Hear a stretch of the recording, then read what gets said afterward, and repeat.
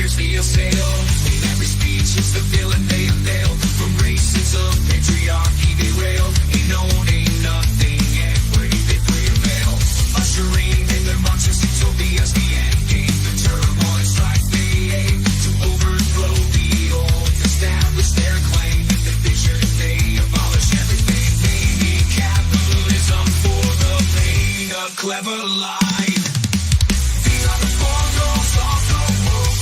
Embedded in actions, words they evoke. From pushing and weighing Marxist dreams in the dance of power, scheme and scheme. In every move their agenda please. Remember nothing's ever as it seems. So instrumental.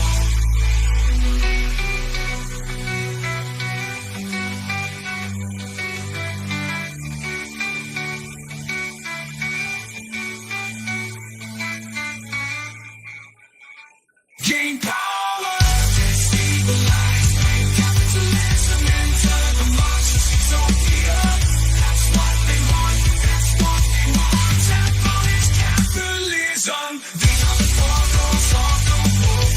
Embedded in actions, words they invoke. From pushing and weighing Marxist dreams in the dance of power, scheme and scheme. In every move their agenda leads.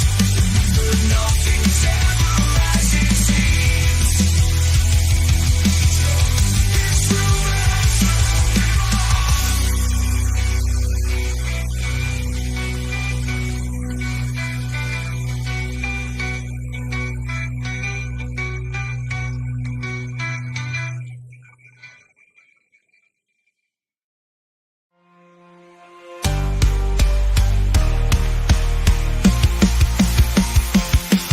James Lindsay is obsessed with lying to his audience. What crazy things can he get them to believe? He does it irresponsibly to pocket all that money from the mills for liberty.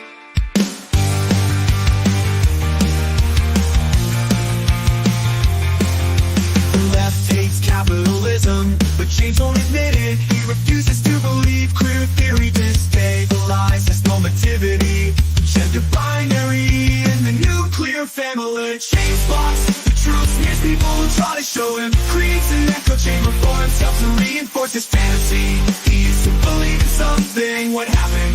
Mills for liberty. Gnostic sex cult, building his own world. A Gnostic sex cult, unhinged from reality. Totally lost it, what can we do? But mock him relentlessly. It's not a Gnostic sex cult, James. No, it's not. Stop lying to your audience. No, it's not. It's not Gnostic change. Mary Nardini tells us queer liberation means the annihilation of capitalism. Catch up, James. Whiteness means capitalism. Queer theory hates capitalism. Whiteness means capitalism. Queer theory hates capitalism. Whiteness means capitalism. It's all about capitalism. Everyone knows it's capitalism. The socialists know it's capitalism. Wake up, James. It's capitalism. Whoa. The socialists know it's capitalism. Wake up, James. It's capitalism. It's all about capitalism. Everyone knows it's capitalism. The socialists know it's capitalism. Wake up, James. It's capitalism. It's capitalism. To pocket all that money from the mills for liberty.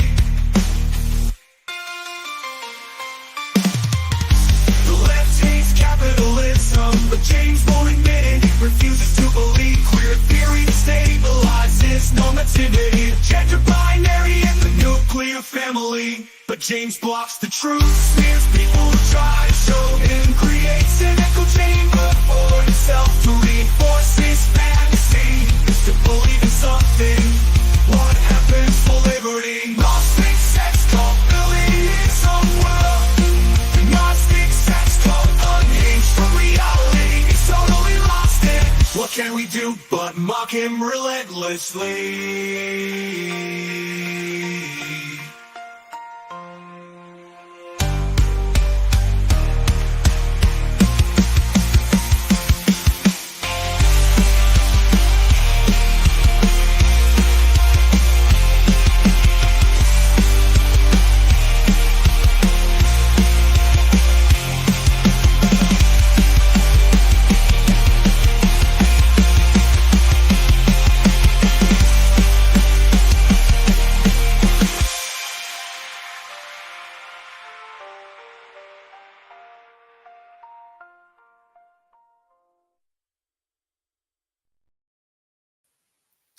Hello, fellow Gnostic sex cultists. I hope you're having a happy Friday. It is hot as hell in New Hampshire, yo. Kazmar is right about that. It has been so warm here, but luckily I just got back from the beer store. We've got 4 cold beers today, and we're going to talk about the beer a little bit more in a minute, but we actually have a lot of stuff to talk about before we even get into our presentation today. There are so many updates. Well, I mean, there are a couple major updates. But before I get into the updates, we're going to talk just a little tiny bit about Nick Rekieta. We're going to do a whole segment on James because James posted a thread on Twitter last night that seems to be responding to us because it kind of looks like he's using, well, exactly my language. Now, James is not unfamiliar with using my language because he's certainly done it before. But in this case, it kind of seems like James is doing an epic cope on Twitter in the form of a 37 tweet thread where he seems to be responding to us. So we're going to talk about that. But the biggest thing we're going to do today is, of course, this is Happy Hour, and Happy Hour is a stream we do on Fridays at 5 p.m. on YouTube, on X, the platform formerly known as Twitter, and on Rumble, where we watch a woke training from start to finish so you can see exactly what the left is teaching. Unlike James Lindsay, I don't need to cherry pick papers that back up the narrative that I have decided is correct. All I do on this channel is I show you guys exactly and explicitly what the left is teaching. We talk about what the language means. You can hear the language in context, so you're welcome not to believe me. But you see over time when you watch leftist trainings, as I have been doing for 3.5 years every single day of my life now, the language they use is very consistent. They say the same things over and over and over and over and over again. So what we're going to do today is I'm going to show you a leftist training. I'm going to show you what they're talking about in no uncertain terms, and you can decide for yourself what you think about that. And we've got one heck of a training today. I got to tell you, I'm actually very excited. This is a training that was uploaded 3 days ago. 3 days ago. Let me show you. It is on, we're going to talk about this. Does anyone recognize this channel? NTTAC. Let me know in the chat if you recognize this channel. We're going to talk about what this channel is. But this is a keynote presentation that apparently was at this Systems of Care Virtual Summit 2024 called All Systems Go, Taking Action Together. This is a keynote called Let's Spread Queer Joy, How to Cultivate Queer and Gender-Affirming Environments for Youth. We'll read the description a little bit later, but does anyone recognize this person? John Morgan, I think, recognizes this person. Lindz, pronouns they, them. Does anyone know where this person is from over here who seems to be their keynote presenter? Anyone have any idea who Lindz is? I know who Lindz is. I've been keeping an eye on Lindz. I thought we were going to watch they, them on the channel at some point. Oh, I'll just tell you guys. Lindz runs a channel called Queer Kid Stuff, in which they talk about queer things for kids. Don't they look like an extremely well-adjusted person? An extremely well-adjusted they, them, as it were. So this is who we're hearing this keynote from. Now, here's where it gets really, really, Really, really interesting. Human centipede. What I'm about to say, you think this is bad so far.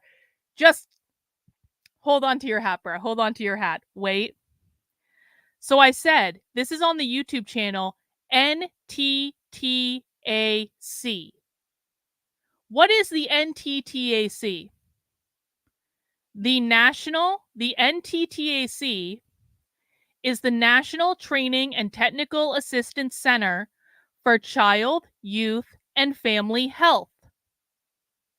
Does anyone know what I'm talking about now? Do you guys remember what the NTTAC is now? Do you guys remember what the NTTAC is now? We've watched trainings from this organization before. This is a federally funded organization that is under the United States Department of Health and Human Services. What we are watching today is funded federally, not on the state level, federally by our taxpayer dollars.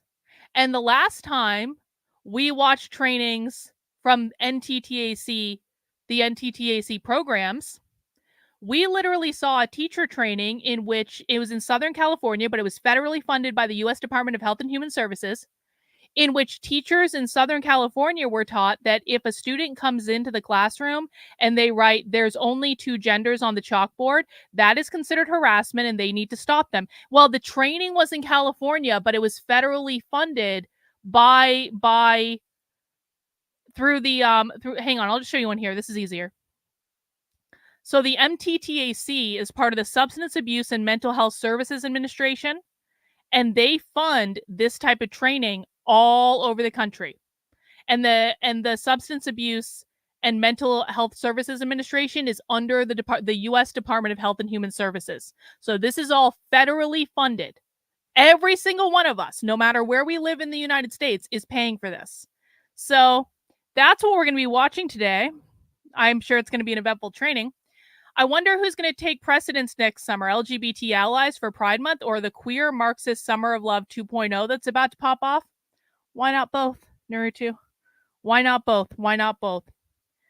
So yeah, that wasn't that long ago, but this training was 3 days ago. This was uploaded to YouTube on May 21st, 2024. Through a compelling exploration of facts, statistics, and real-life stories, discover why fostering a culture of acceptance isn't just crucial but life-saving. From debunking common misperceptions to offering actionable strategies, Lindz, they, them, will help you understand how to initiate and sustain conversations on gender and sexual diversity from the earliest stages of childhood.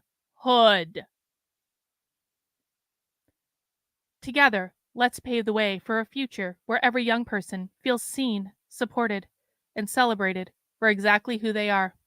So that's what we're watching today, guys. I think it's going to be an eventful day. I want us to all be looking for those good clips because this potentially could be a story that we could make go viral on Twitter as early as like Monday. Probably don't want to actually no, we probably want to wait. Let people have Memorial Day weekend. We'll make it go viral on Twitter on Tuesday if we find the good stuff. Yes, this is fucking bullshit. Exactly. But you got to give people their holiday weekend. We ain't making anything go viral around this weekend. So we might have to hold off on this for a minute. That's all right. We'll get it out next week. We can do our research now and we can look into some other stuff in the meantime. So guys, that is what we're going to be watching today on the show. Now, that is what we're going to spend most of our time doing. However, before we get into that, I have a couple of updates, okay? Number one, I do want to do a brief update on Nick Rekieta. I'm not going to spend a lot of time on this because I streamed for this for about 5 hours last night.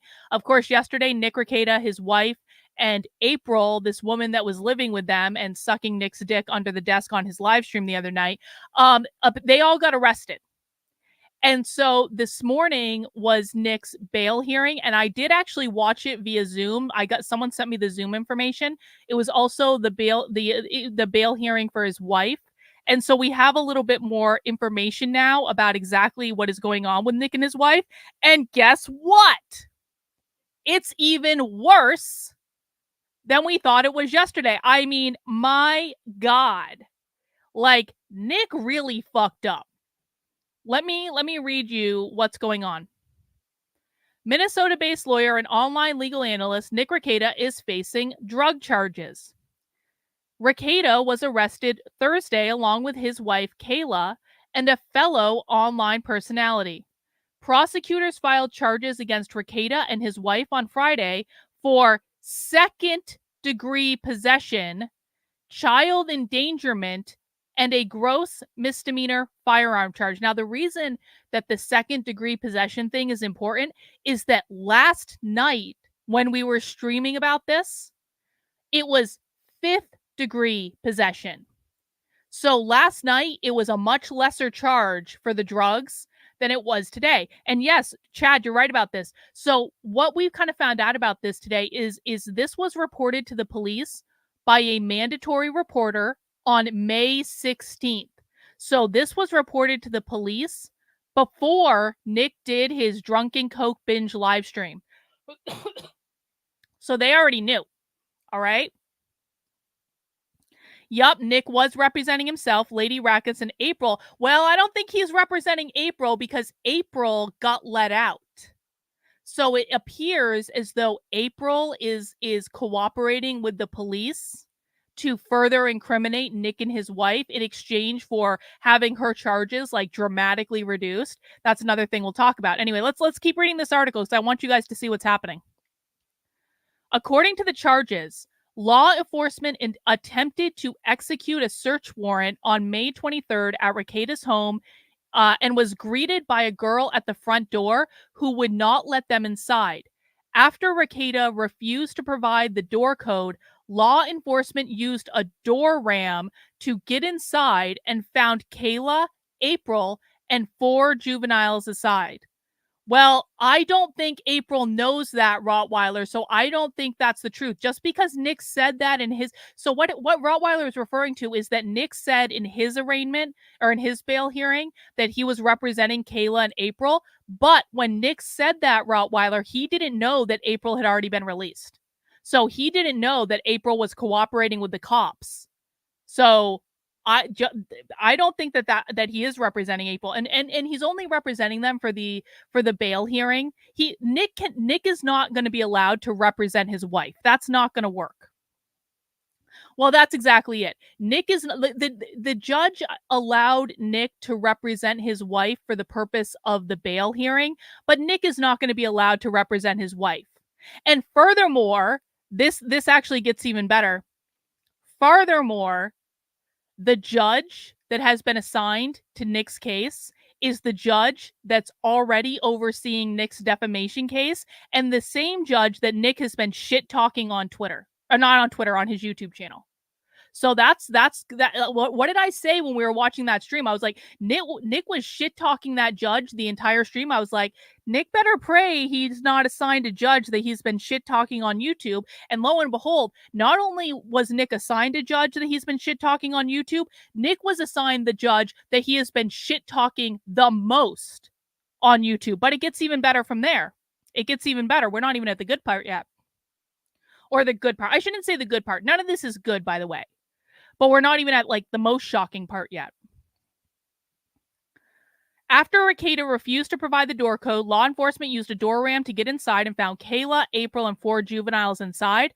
Law enforcement proceeded to search the master bedroom and bathroom, where they allegedly found a variety of drug paraphernalia, including 3 small baggies that tested positive for cocaine, 8 green tablets that tested positive for ketamine, and a digital scale, and several other items that tested positive for cocaine, charges claim. Authorities also found a 6-hour AR with several magazines and loose ammunition under the bed, a spent shell casing on the bedroom floor, and located additional firearms and ammunitions in the garage, according to the court reports. Police took Rekieta and his wife Kayla into custody, and he told law enforcement that he and his wife stayed in the master bedroom, where law enforcement claimed to find most of the drug paraphernalia, but allegedly refused to answer any questions about the cocaine, according to court records. Does it say in here? Okay, so what this article doesn't say, let's go back to this. Yesterday, when Nick got arrested, the charges were 5th-degree possession. This morning, during Nick's bail hearing, and this is also true of Kayla, we found out that the charges had been upgraded to second-degree possession. Because apparently, Nick didn't have a little bit of cocaine in his house. Nick had a lot of cocaine in his house. Nick had over 26 grams of cocaine in his house. Do you guys know how much cocaine that is? That is like a month's worth of cocaine in his house. Like that, like any, like, and I've never done cocaine, so I'm relying on the advice of other people. That is a metric ton of cocaine. 26 grams of cocaine is a lot. And what that means is, yesterday, the charges were such that Nick was facing up to 5 years in prison for the drug charges. Because of how much cocaine the police found in his house, Nick is now facing up to 25 years in prison. Like, yo. And so is Nick's wife. Both of them are facing up to 25 years in prison for having over 26 grams of cocaine in the house with their 5 kids, by the way. And because April got cut loose and her charges got dramatically like reduced, apparently, and that's confirmed, like people have, like Kayla texted people saying that she was out and all that. What the lawyers on YouTube think is happening is that April is working with the cops to directly tie the 26 plus grams of cocaine directly to Nick. Yeah, so that's basically Nick had an ounce of cocaine in his house.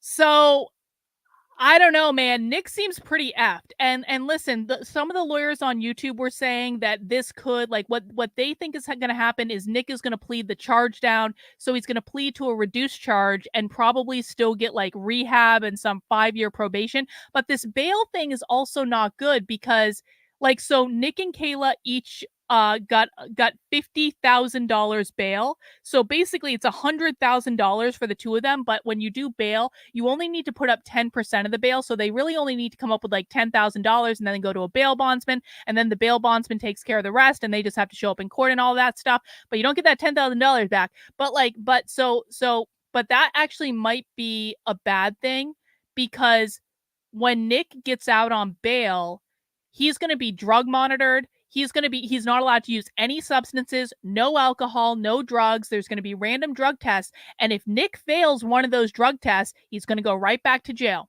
And actually, I heard one of the lawyers on YouTube saying, like, it's almost like a trap that they're letting him out on bail because it's like, he's a drug addict. I'm sorry. And I don't say that with any glee, but like, you're letting a drug addict who has not really cleaned out yet, that someone who has been drinking on YouTube every day for like years, and you're saying, all right, cold turkey, no drugs, no alcohol. And you're getting random drug tests and you're getting monitored. And if he fucks up once and they catch him, right back to jail. And he's going to sit in jail until the trial.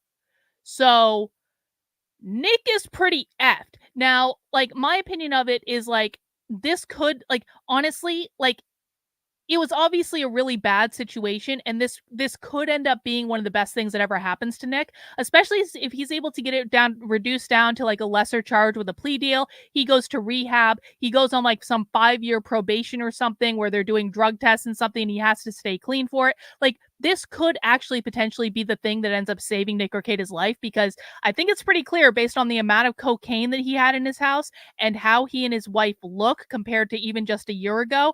Like, Nick was going to kill himself. Like, he was going to OD. And so I think this could actually be a positive thing in the long run, but man, does this suck. So that's the update on Nick Rekieta, and I'm sure many people will be covering that, but we're not going to spend a lot of time on it today. I just wanted you guys to know that update. What I do want to spend a little bit more time on is this. Hello, James. Hello, James. Now, for those who don't know, my community has been haranguing James Lindsay for months now in order to get him to say the words capitalism and in order to get him to admit that queer theory is not a Gnostic sex cult. Queer theory is an attack on the gender binary because the woke left believes that capitalism created the gender binary, which put men in the workplace, women in the home, doing the unpaid labor of raising the next generation of proletarian workers. That is the nuclear family. The nuclear family is the literal means of production of capitalism according to the left, because social reproduction theory, which is the idea that social systems will reproduce themselves until they are disrupted, the reason the left wants to disrupt the nuclear family is because the left perceives the nuclear family to be the literal means of production of capitalism. And if they can control the nuclear family, or better yet, if they can abolish the nuclear family, then they are abolishing the means of production of capitalism.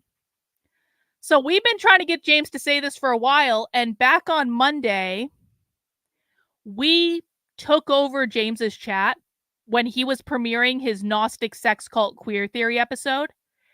And we, I think rather politely told him over and over and over and over and over again that he was wrong. We owned James's chat. That chat was ours. There was no comparison. My audience knew more than James's audience can ever dare dream to know about this, because we have actually been watching queer Marxism for like a year.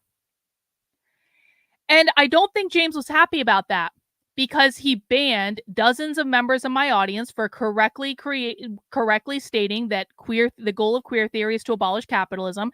The Mary Nardini gang, which is basically the authors of what is the queer Marxist activist manifesto called Towards the Queerest Insurrection, they explicitly state that queer liberation means the annihilation of capitalism. We have clip after clip after clip after clip of real queer Marxists in the real world saying their goal is to abolish capitalism, that heteronormativity means capitalism, that queer is all about pushing against the normal, the dominant, the quote-unquote legitimate. That all means capitalism.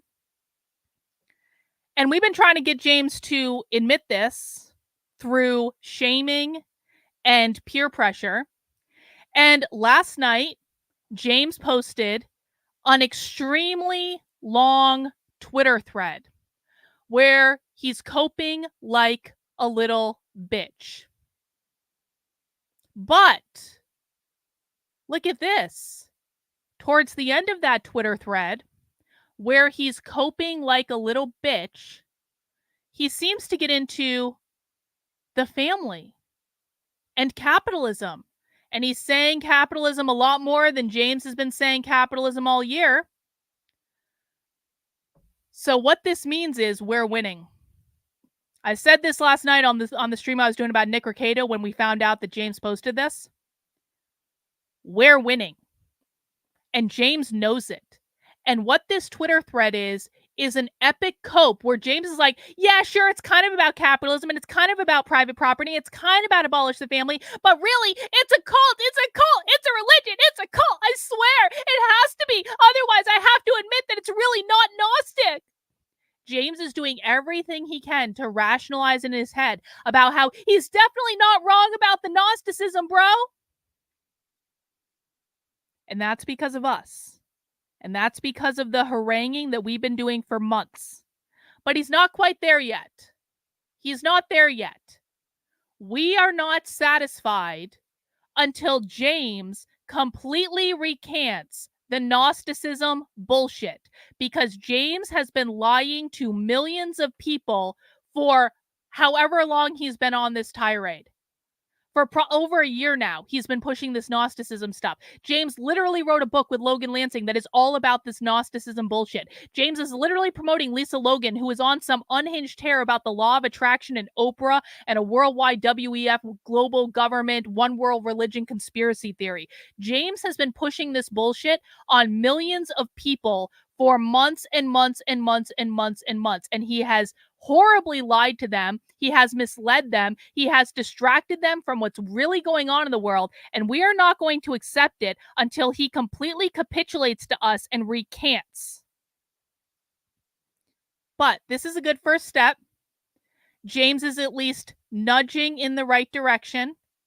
Possibly he is working through the cognitive dissonance of coming, like possibly James is just experiencing a lot of cognitive dissonance because he knows he's wrong.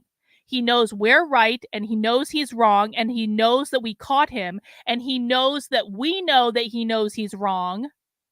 And so now we just got to keep pushing. Don't stop. Other people are starting to call James out on this Gnosticism bullshit as well. So let's read this Twitter thread and let's experience the epic cope together. All right? Yep. Well, it's not just because of me. It's because of all of you. I'm not doing this on my own. I'm just the person on the video that's pushing all of you to get in James's face and tell him that he's wrong. So we are all doing this, guys. All of us. I am not more important than anyone else. We all know that communism targets private property, capitalism. By the way, this is the first time in a very long time that James has admitted that, first of all, that James has overtly said the word capitalism, but not only did he say the word capitalism, he admitted the definition of capitalism is private property. That's us. That came from us. That did not come from James. That came from us. We all know that communism targets private property, capitalism, and everything it can claim supports the idea of maintaining private property rights. But communism is a religion, and what it's really after is your soul. Private property is just a proxy to that end. No, James, that's a cope. That communism is a religion is, I suppose, the first thing that needs to be understood here. Because if communism's not Gnostic, then James has to admit that he's lying to everyone. If it's a religion, it's probably pretty obvious it's after souls. After all, of Marx's writings attest to this fact in one way or another, but his earlier writings are clear.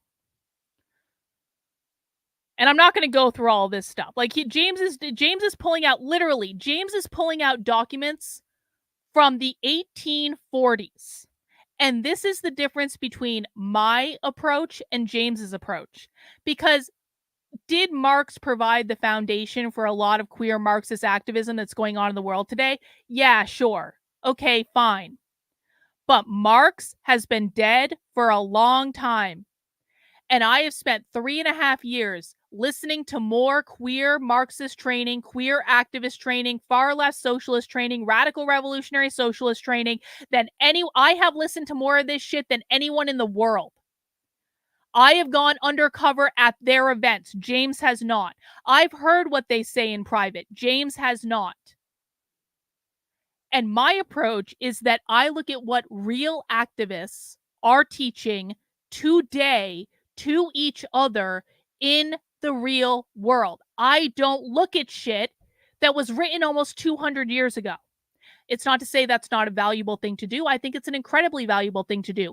But if you want to know what real leftists are doing and what they believe and what their strategy is in the real world today, you don't look at a document that was written 200 years ago. You look at what they're teaching in the real world today. Because there is not always a direct translation from a document that was written 200 years ago to what real people believe in the real world today. This is like basic, guys. If you want to know what a leftist is doing, you go to the trainings that they go to. You go sit in on the classes that they go to. You go see what they're teaching each other. And they're not teaching each other this obscure Marx stuff. That's not to say they don't read Marx. They do, but this isn't what they teach each other. It's just not. So I'm not going to read this. You can go read James's 800 tweet thread if you want. But we'll skip down a little bit. But blah, blah, blah, blah, blah. Communism is a religion. Communism is a religion. It's a religion. It's a religion. It's a religion. The practice of Marxism is the application of socialism. It involves doing socialist praxis. James loves that word. I fucking hate that word. Making the socio-political economic environment more socialist. Well, it's not just the economic environment, James. Try again. So that the changed society will socialize man towards the socialist spiritual reality. Holy shit. Seriously, James? Communism is what you would get if socialist praxis were ever fully implemented and perfect and socialist inversion of praxis made people true, transcendent individuals. He's actually arguing that socialist activists are trying to indoctrinate you in a cult where you will transcend all of society. Like, does this make sense to anyone else? Endless details can be given here. Then why don't you give them, James? If endless details can be given, then why don't you give them? Pinky swear, trust me, bro. Endless details can be given. Okay. Well, I don't trust you. You've lied to people enough, James. I no longer trust you. You've lost your privileges. I wanted this to be a thread about how its true target is the soul. So I'll stop elaborating there. Yep, the goal of communism is to abolish private property, James. It's not about capturing your immortal soul. The goal of communism is to abolish private property.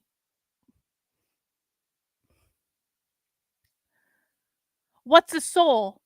Well, who knows, really? But it's certainly what makes us who we are on a more profound level, more than mere meat. But that's exactly what Marx was interested in, who we are. We are socialists, but we cannot realize our true socio-spiritual nature because of capitalism. Are you kidding me? Guys, pontificating about what a soul is not going to do anything to defeat the left. Like, is James on drugs? Is James like smoking a lot of weed or something?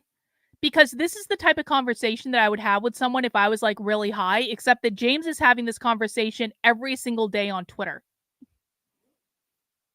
Yeah, basically James is saying Carlin is right, but really she's not right because I can't admit that Carlin is right. But Carlin's right, but she's not that right. I mean, come on, man. Marxism believes it knows the answer to the question of the truth of human nature, and it's socialism. In Gnostic fashion, it positions the bourgeois capitalist class and its beneficiaries. Oh, James, you're using my words again. Isn't that funny? As a kind of socioeconomic demiurge. James gets off on this word so much that keeps the proletariat unaware of itself. No, James, that's not true at all. The proletariat in the world of the radical revolutionary socialists are very aware of itself. So that's just not true at all. This is why Marxism is so interested in going after private property. When you have a secured right to private property, you can be yourself and understood as an individual. Your soul is yours with less compulsion on it. Where James is a little bit correct here is that individual liberties are considered to be a form of private property under socialism. So he is correct that the individual is what they're after. But why is James holding up, like, why what is it? Let me ask you this, and I'll ask for my chat. What is James not explaining about why the left goes after individualism? Why does the left go after individualism? In the meantime, I'll take this chat. Let me know the answer in a second. What's good with your narco boyfriend, Big Tech? He's not my boyfriend. I'm internet single. You can go ask him what's up with him. I have no internet boyfriends. I am internet single. Not my business. Anyway, back to this. Why do socialists go after individualism? Is it because they want to capture our immortal soul? Why do socialists go after individualism? Socialists go after individualism because they have to have everyone be on the team for collectivism and fight against capitalism. Okay, give me more. Socialists go after individualism because it is opposed to collectivism. Give me more. Individualism versus the collectivists. Yup, give me more. Now we're heading in the right direction. You cannot have meritocracy without individualism. Keep going. What does individualism support? What can you not have if you don't have individualism? An individual shows you do not belong to the community as you are independent. Give me more. Individual liberties is one of the things that are part of capitalism because it's considered private property ownership. Give me more. Come on. What does individualism uphold? Cut K1. The individual is capitalism. You cannot have capitalism, which is defined as private property ownership, if you do not have the individual. It's about capitalism. The goal of the left is always and forever to abolish capitalism. The individual also holds up hierarchies. Hierarchies support capitalism. Socialists want to abolish all hierarchies. The individual upholds private property, which is capitalism. This is always, always, always, always, always. Everything the left does, everything the left says, it always goes back to wanting to abolish capitalism. individualism upholds capitalism. Without individualism, capitalism fails. It has nothing to do with your immortal soul, James. Nothing to do with it at all. They need to get rid of individualism in order to get rid of capitalism. That is why they're doing it. Individualism equals supported by capitalism equals uphold the private property rights of the individual. Individualism is against equity. Of course, equity is socialism. Equity means Marxism. You cannot have equity and capitalism in the same place at the same time. In order to achieve equity, it's the abolition of all private property, because then everyone has access to all the resources. Individualism equals profit motive equals capitalism, or is greater than, or less than, as the case may be. All right. Well done, guys. Well done. You know more than James Lindsay. Congratulations. Let's continue. Of course, Marxists mostly want to loot people and use their evil religion as an exercise, but the fact remains that the religion wants you to overcome your individuality in the favor of the Marxist communist collectivism, which requires transforming your soul. He's so close. He's so close. If James had just stopped without going into the immortal soul part, this tweet would have actually been pretty accurate. Because communism does need the individual to go away so that everyone can be assimilated to the collective. But it has nothing to do with transforming your soul. That's a religious argument. James is basically forming his own goddamn cult around this stuff. James is making more religious arguments than the socialists actually make. Yes, James, come back to reality. We need you to hinge back into reality, bro.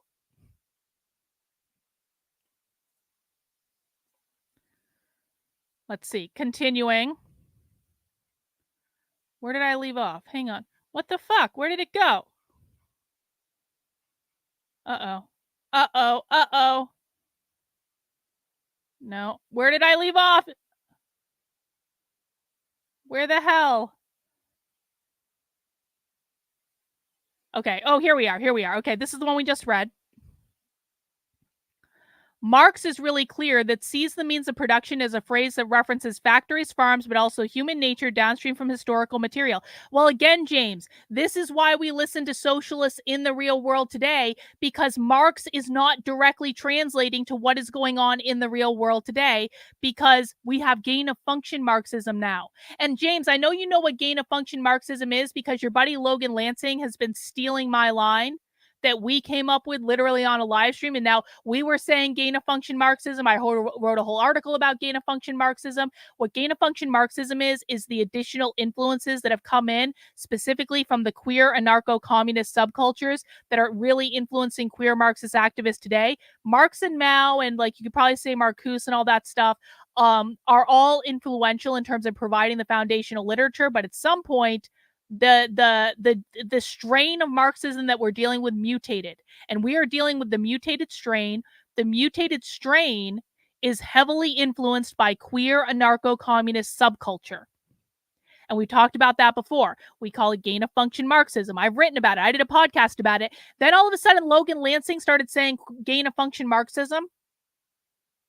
Where the fuck do you get that? Magic, I'm sure.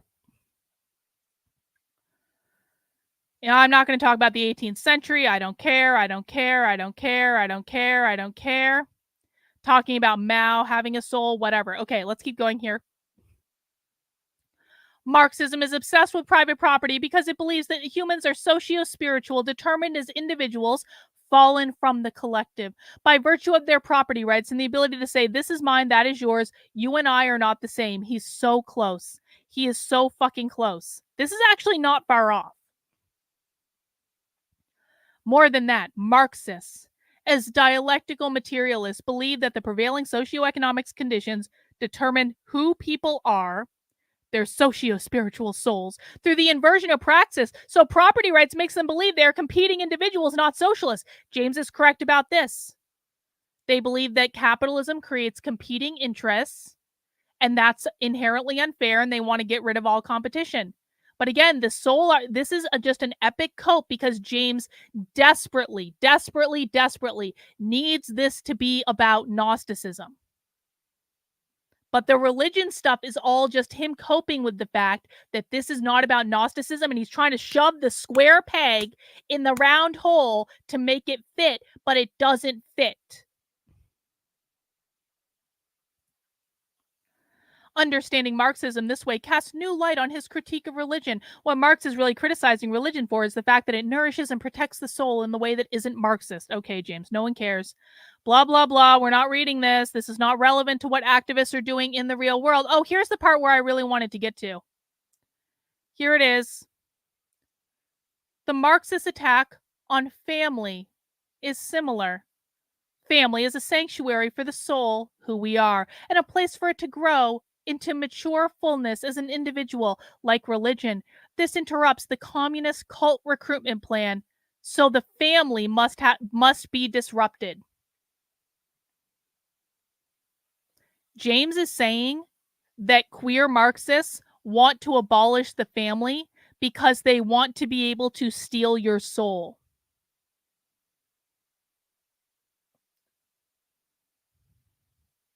Those of you in the chat that have watched probably over like hundreds of hours of, we have watched hundreds of hours of queer Marxist training in the last year. Pop quiz for the chat. Why do queer Marxists want to abolish the family?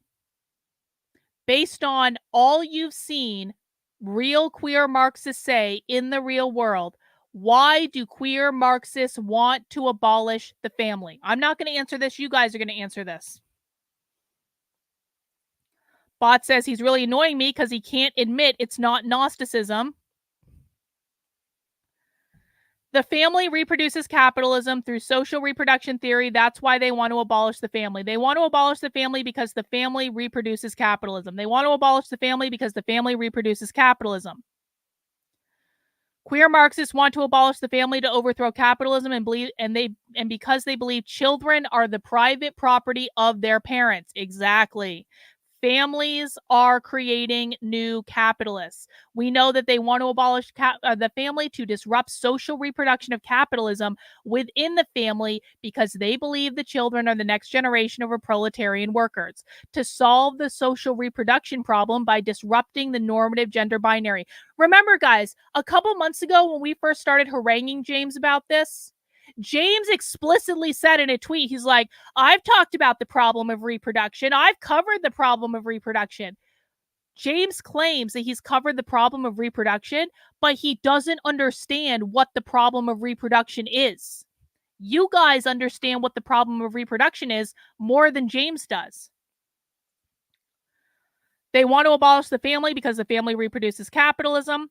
They want to replace the nuclear family with the collective to stop reproducing capitalism, and that the nuclear family creates classes and oppresses queers.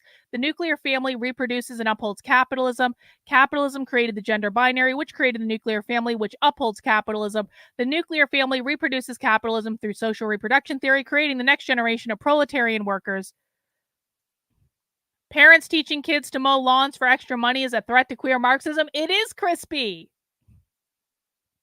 The gender binary creates hierarchical classes. Families produce the next capitalists, and they also don't want private schools or homeschooling either. Break the family, break the chain of capitalism, and remake society to their desires. Guys, how smart is my chat? My chat knows this stuff in and out. They can repeat it. They can teach it to anyone. This is the purpose of what these streams are. It's not just for me pontificating on the internet to feel smart. What I want to do is make it so you guys can repeat this stuff in a way that is easily understandable so that you can go out and teach it to other people. That is the only way this works, is if people like you start teaching other people what is going on and what the language actually means. Take a couple more. So when they say liberate children, they mean they want to destroy the nuclear family because it reproduces capitalism and children are slaves to the system. The family upholds the gender binary, which upholds the nuclear family, which upholds children as private property, which upholds capitalism. Nuclear family's mode of kinship is private property in capitalism.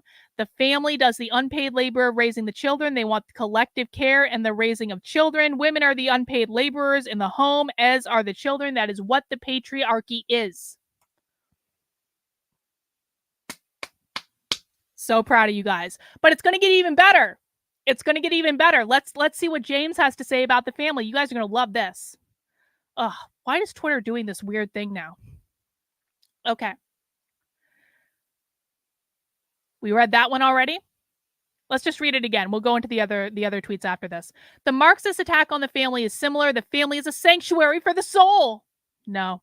And a place for it to grow into mature fullness as an individual, like religion. This interrupts the communist cult recruitment plan, so the family has to be disrupted.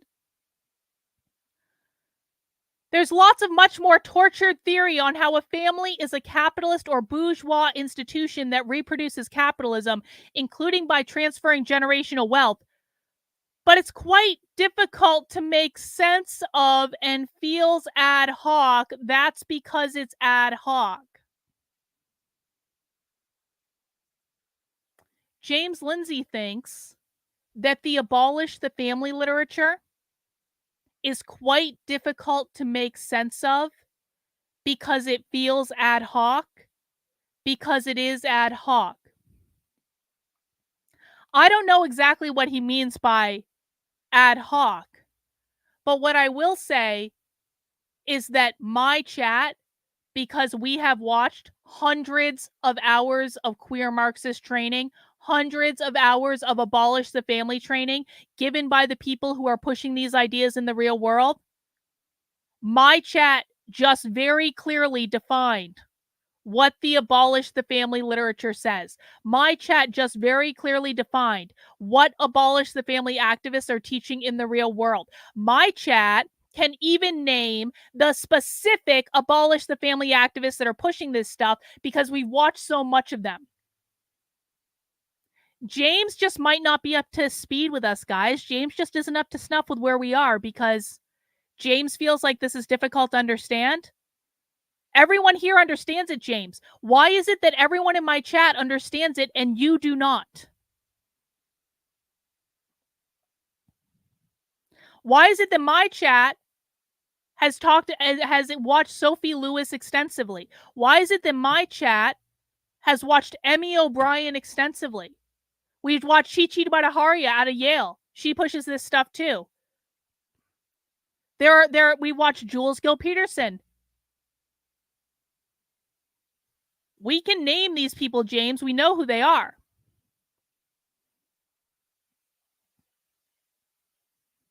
But it gets better. It gets better. Marxism isn't really about disrupting the family to disrupt capitalism. Really? Really? Marxism isn't really about disrupting the family to disrupt capitalism. Then why have we watched dozens of presentations about social reproduction theory given by socialists where they very literally say the goal is to disrupt the family because social reproduction theories mean that social systems will reproduce themselves until they are disrupted, and the system they're trying to disrupt is capitalism?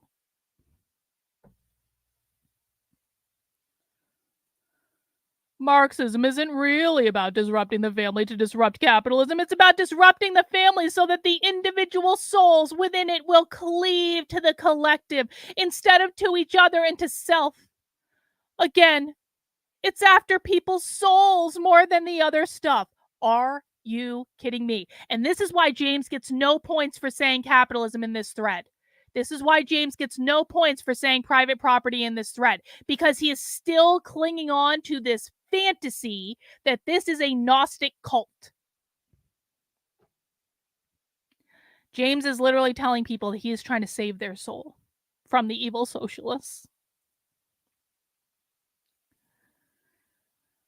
Marxism primarily targets family, faith, and property for this simple reason. It's an obsessive, totalitizing regime that believes it uniquely knows the truth about human nature and what to do with it, and its objective to process it and remake souls in its image. I won't digress long, but this attitude is reflected in blah, blah, blah, blah, blah, blah, blah, blah, blah, blah, blah, blah. Not going to go into that. But that's it. This, to me, is like the most important couple of tweets in this entire thread right here, where James is literally saying that he does not understand the abolish the family literature that everyone in my chat on a regular basis understands. And James is still clinging on to this bullshit that Marxism isn't really about disrupting the family to disrupt capitalism. Yes, it is. What he's really saying is, Uncle, you got me now. Please leave me alone. Please don't disrupt my podcast again. Please don't take over my chat again. Please stop coming in with new accounts and taking over my chat. Please, please, please, please, please. Uncle. But I'm sorry, he's just not good enough, James. Not good enough. You are not going to continue to gaslight people into this Gnosticism bullshit just to serve your own ego, bro. We're on to you. We are going to keep going. We are all going to create new sock accounts to take over whatever podcast we want.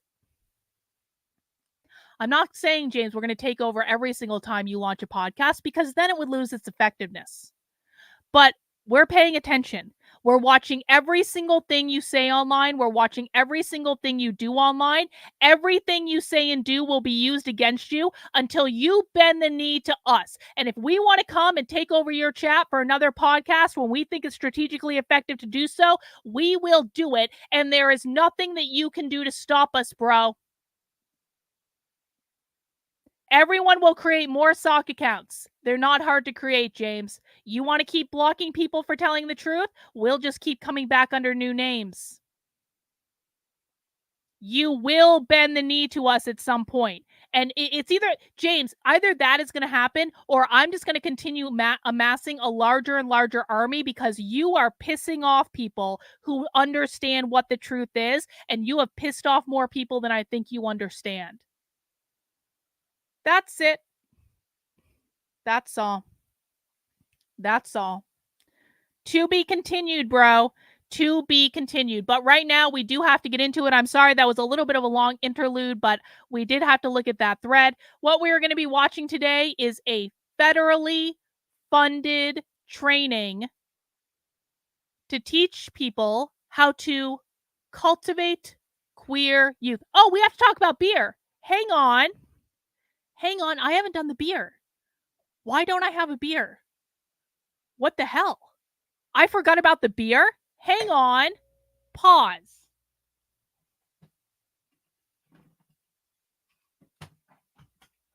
Shit, you can't have happy hour without beer. All right, guys, feel free to grab your drink of choice. Let us know what you're drinking in the chat if you're drinking something fun. Of course, I do have 4 beers here that I just went to the craft beer store to pick up. I won't be drinking all the beers, but you guys get to vote on which beer I drink first. So I'm going to tell you about the beers that I have here. And it's a wonderful hot day. And so I do have some beers that I think are going to be great for a wonderful hot day. This one is a beer from a brewing company I've never tried. It's called Little Willow Brewing Company. Let me take off my sunglasses so I can see. Hang on. Pretty can, huh? You know, this can was designed by a woman. This was, it looks like, well, Massachusetts Brewery Company, but we'll have to not hold that against them. This is called Fruits of Labor. And it is a pineapple and passion fruit sour ale, and it's 7%. I didn't notice that when I bought it. Fruit of Labor is a fruited sour with a large amount of pineapple and passion fruit. Enjoy bright flavors of fruit balanced by tart, effervescent finish. So that's going to be our first beer, passion fruit sour. Our second one, I feel like I might have had this before, but I don't remember, and it's probably purple, which is why I bought it. This is from Liquid Therapy Brewing Company. Liquid Therapy is out of Nashua, New Hampshire. Yay, New Hampshire beer. And it's just called Grape Sour. That's it. No elaborate. Oh, 7.2% alcohol. Even better. Our next one. Another fruity beer. This is from Drecker Brewing Company. Drecker is out of Colorado, I think. I always feel like I get Drecker confused with other places. Where is Drecker out of? North Dakota. Never mind. North Dakota. Fargo. Yeah, it says Fargo on the can. Duh. So Drecker Brewing Company does these like really rich kind of like sour smoothie beers, like their dessert style beers. And this is called just PB&J sour. And you guys know how I love PB&J beers. It is grape, plum, and peanut butter all in a beer. Cheers. And our last beer choice for today. This one's a little bit different, okay? This is from Jack's Abbey Craft Ales. Jack's Abbey's in New Hampshire. And this is a Smoke and Dagger smoked black lager. Now, I usually don't drink smoked beers, at least not on the show. I do like them. This is like smoked as in like you would have like a smoked meat. It has that kind of same smoky taste to it. I'm looking forward to this. I think it's going to be a great beer. That's going to be our smoked black lager. All right, on YouTube, I'm putting the poll in the chat. There you go. You guys get to vote. Am I going to be drinking the passion fruit sour? Am I going to be drinking the grape sour? Am I going to be drinking the PB&J? Or am I going to be drinking the black smoked lager? Let me know in the chat by voting. And now for real this time, we're getting into the presentation, guys. I do appreciate it. As always, please make sure you do mount the like button for me. Please make sure you head over to my Substack, which is carlin.substack.com, and subscribe if you feel so inclined. Link is in the description below. Let's see. We're doing a quick poll today. Oh, I'm actually surprised by the votes. Wow. It looks like it's a runoff between the passion fruit sour and the smoked lager. I'm gonna end voting in 10, 9, 8, 7, 6, 5, 4, 3, 2, 1.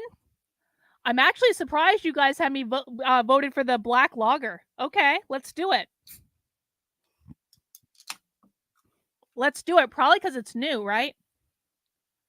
Let's do it. Cheers, everyone. Happy Friday. If you're drinking something fun, let us know in the chat. Smells great. I'm going to let that settle for a second. All right. Who's ready to get our queer on? We are watching Let's Spread Queer Joy. How to cultivate queer and gender-affirming environments. Welcome, everybody. My name. Okay. My sound is a little messed up. So what I need to do is I need to turn off my microphone and turn it back on, and that'll fix the problem. But the stream might go down for like 1 second. So just bear with me because I can't have this fucked up crackling in my ear for as long as we're watching this. Hang on. Oh, shit.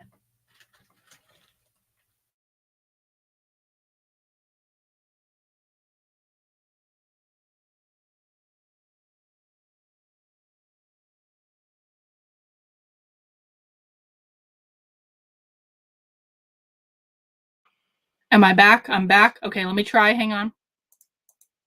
Is ARC. Oh, I fixed it. Okay, thank God. Thank God. All right. Let's for real this time. Telos Saint Amour. It's a long name, so most folks call me Tay. My mandatory pronouns are they, them, their, and I'm the executive director of Youth Move National. I legit could not be more excited about today's session. Bot, can you...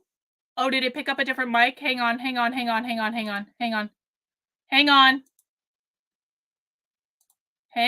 Stand by. I know what it did. Am I back? New mic? Am I back? I'm not in a cave. Am I back? Testing. 1, 2, 3. Okay. Thank you. Youth Move. Bot, can you look up Youth Move, please? My dear friend is here, and so I'm so excited to get started. But first, if you've been in any sessions yet, you know we've got some housekeeping items to go through.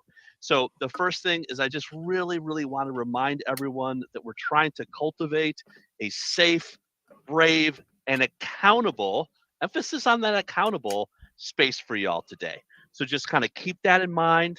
Make sure we slow down, prime with intention, right? Lead with good intention, be kind.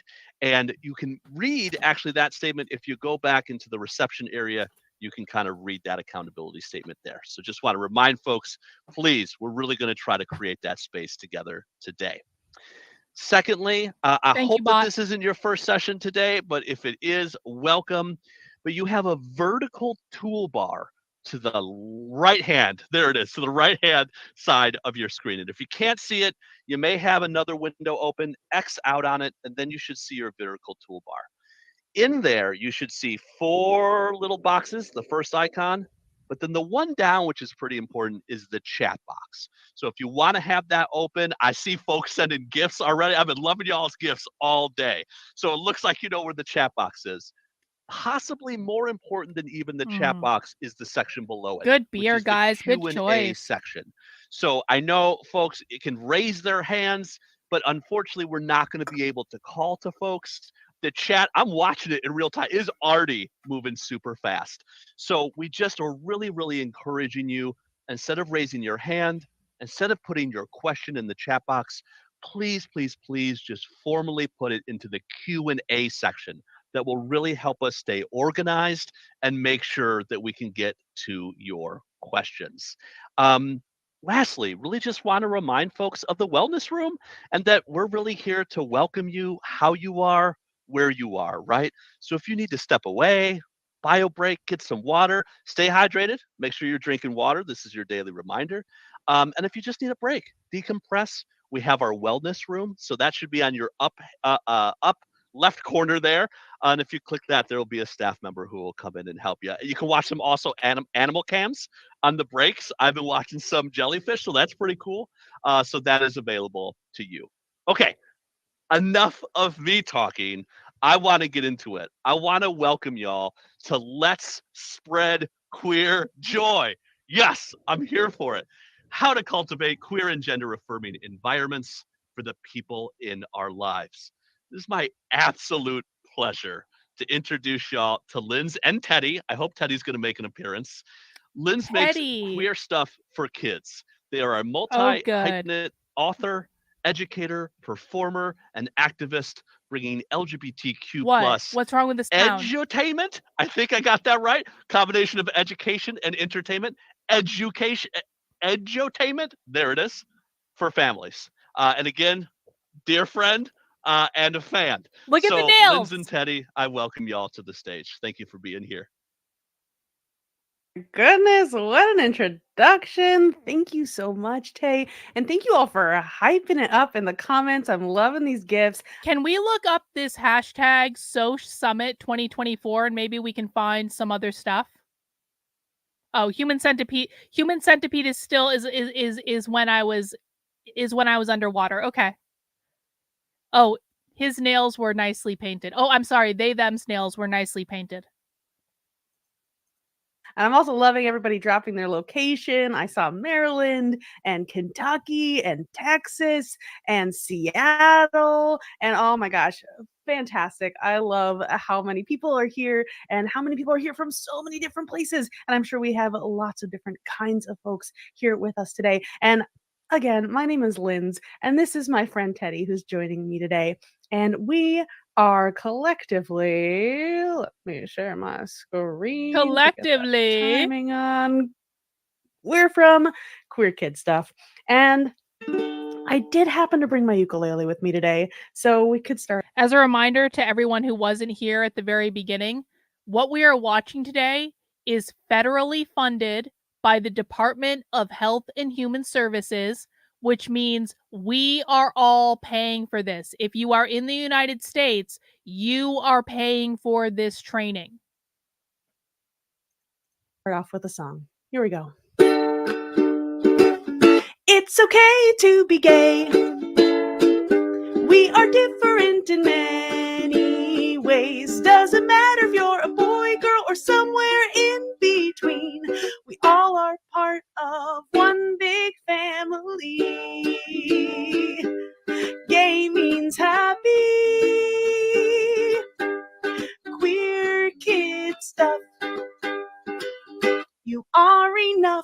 hear it. Queer kid stuff.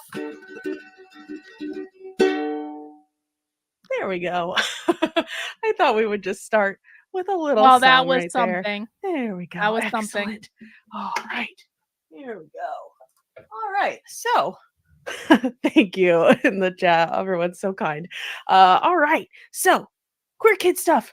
Let's spread queer joy. We're going to talk about how we cultivate queer and gender affirming environments for youth and for young people. But before we get there, you need to know a little bit more about who I am. Hi, everybody. My name is Lindz Amer. I use they, them pronouns. I identify as trans, non-binary, and queer. A couple of other words that I use for myself are white and Jewish and neurodivergent. I'm also an author. You can see my 2 books here and maybe behind me. Rainbow Parenting, Your Guide to Raising Queer Kids and Their Allies, and my picture book, Hooray for She, He, Z, and They. I'm also a screenwriter. I do work in mainstream children's media, specifically preschool. You might have seen my work. I helped on the Pride music video that Nina West was a part of for Blues Clues in You. And I also wrote the first non-binary character in the Paw Patrol universe. So that's a little bit of my work in this.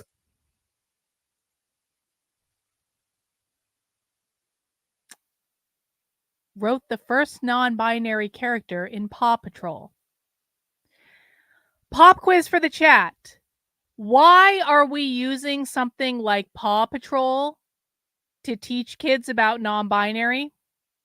Why are they doing that, do you think?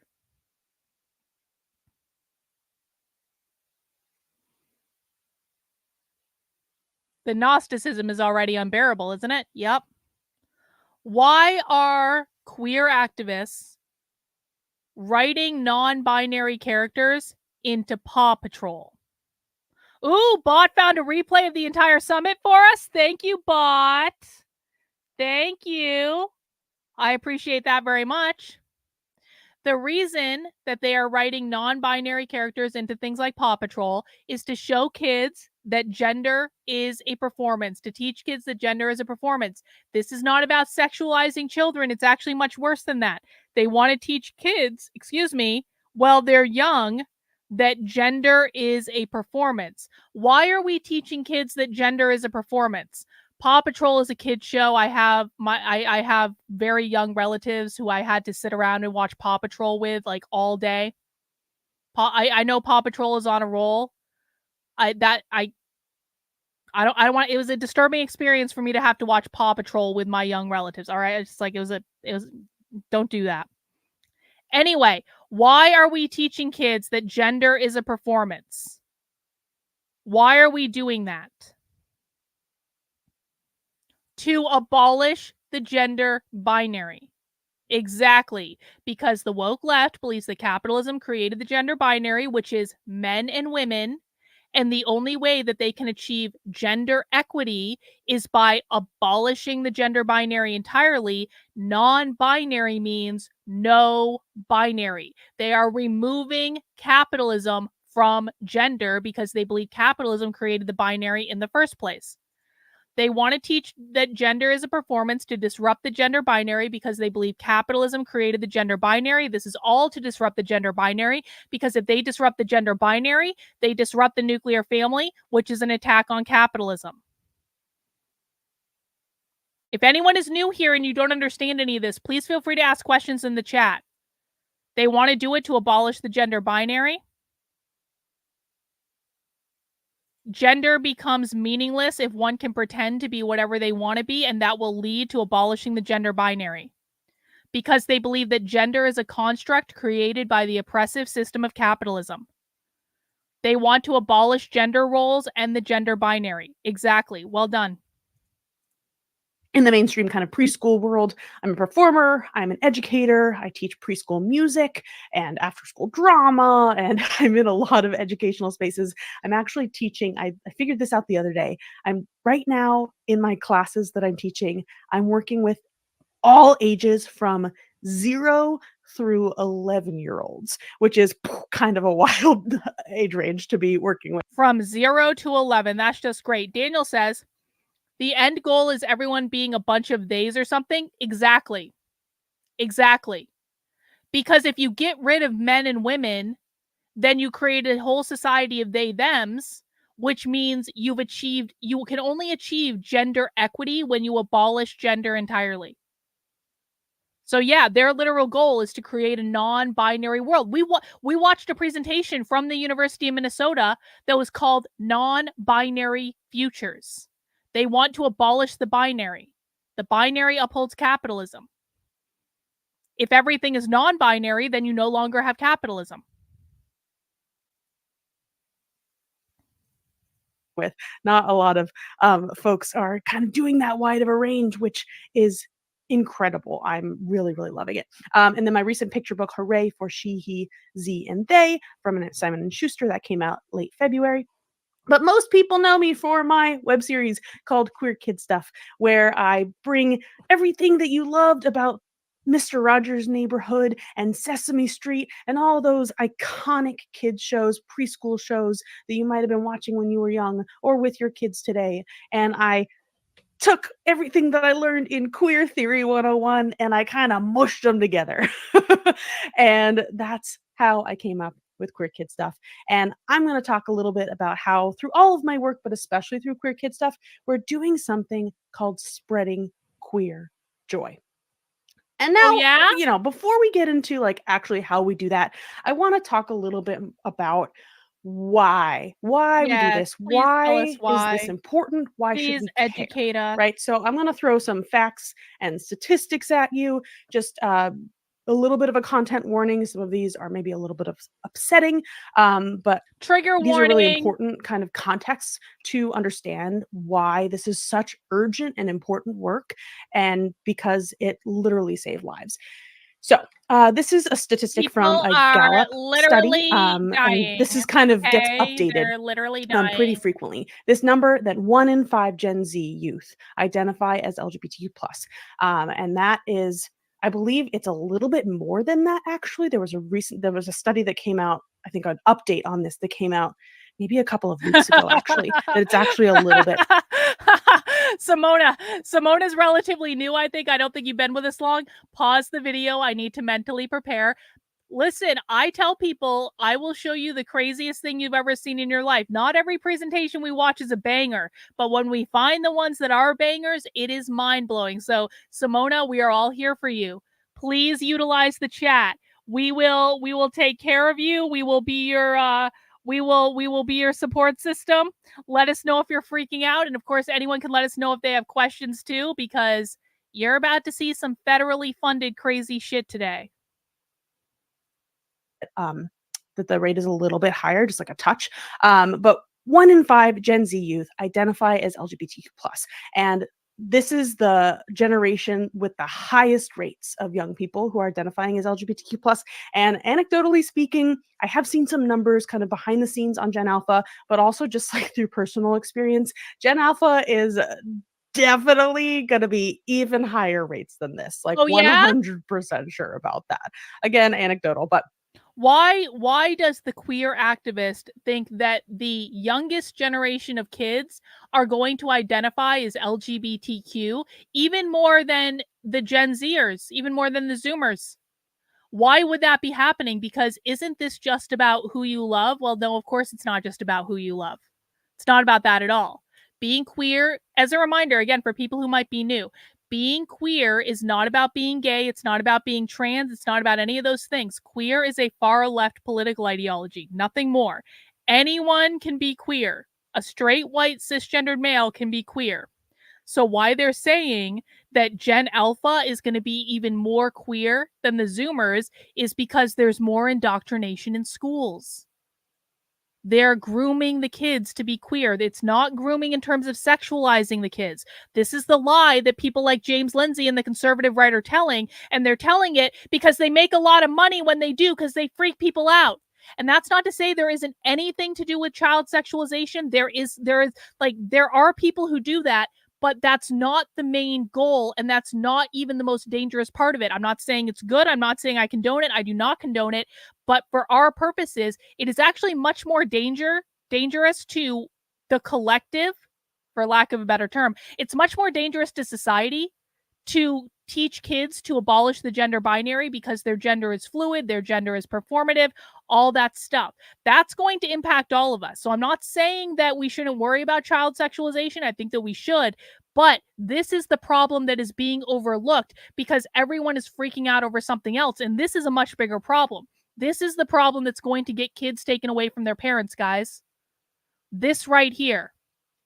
This is the problem that is going to lead to more. This is what Drag Queen Story Hour is designed to do. This is the type of stuff they're teaching when they're teaching social emotional learning. It's all this. And anytime we're confusing this with child sexualization, then this gets none of the attention because everything is sucked into the other thing. You cannot do two things at once. That is very, very clear because if we could do two things at once, more people would be paying attention to this. So we see this statistic. We see this 1 in 5 statistic. We know anecdotally that that Gen Alpha is probably going to be higher. And yet most adults still assume that the children in their lives will grow up to be cisgender and heterosexual. Now, I don't think this is grown-ups' fault. I think that this is the world that we are living in today, right? This is the society that we've all been born into. Most of us didn't have access to the possibility of queerness when we were that age, right? When we were young people, when we're talking about preschool, when we're talking about even just education in our elementary schools, even in middle and high school, right? So we have this 1 in 5 Gen Z identifying as LGBTQ+, but we're still assuming that young people will grow up to be cisgender and heterosexual because it's statistically impossible, right? That every young person will grow up to be cisgender and heterosexual. We've seen that from that 1 in 5 number, right? So let's do a little math problem together. If there are any stats or probability people in the audience today, let us know in the chat. This is a little bit of a question for you. And I want to know if we have this number, 1 in 5 Gen Z identify as LGBTQ+. We have that number, 1 in 5, right? And then let's introduce another number. There's this kind of commonly understood idea. This is very extremely kind of like averaging out, very simplistic, but this kind of common idea that the average family in the United States will have 2.5 children. Now, I know there's no such thing as 0.5 of a child, but let's go with that number for the moment. So we have 1 in 5 and we have 2.5 children in a family. Now, I want to know, what is the probability that any family might have at least one young person in it that will turn out to be LGBTQ+? That's kind of like the math problem, the probability problem I want to pose to you right now. If we have 1 in 5 young people in Gen Z who identify as LGBTQ+, and we have families that have 2.5 kids, what is the probability that even just one young person in one... What does James use grooming as now? So what you're saying is James originally started by telling the truth, and then James realized that he could make more money off of conservatives if he lied to them. That's what you're saying, Kyle. James started by telling the truth, and then he figured out that wallets would open and Moms for Liberty would swoon if he just lied to them.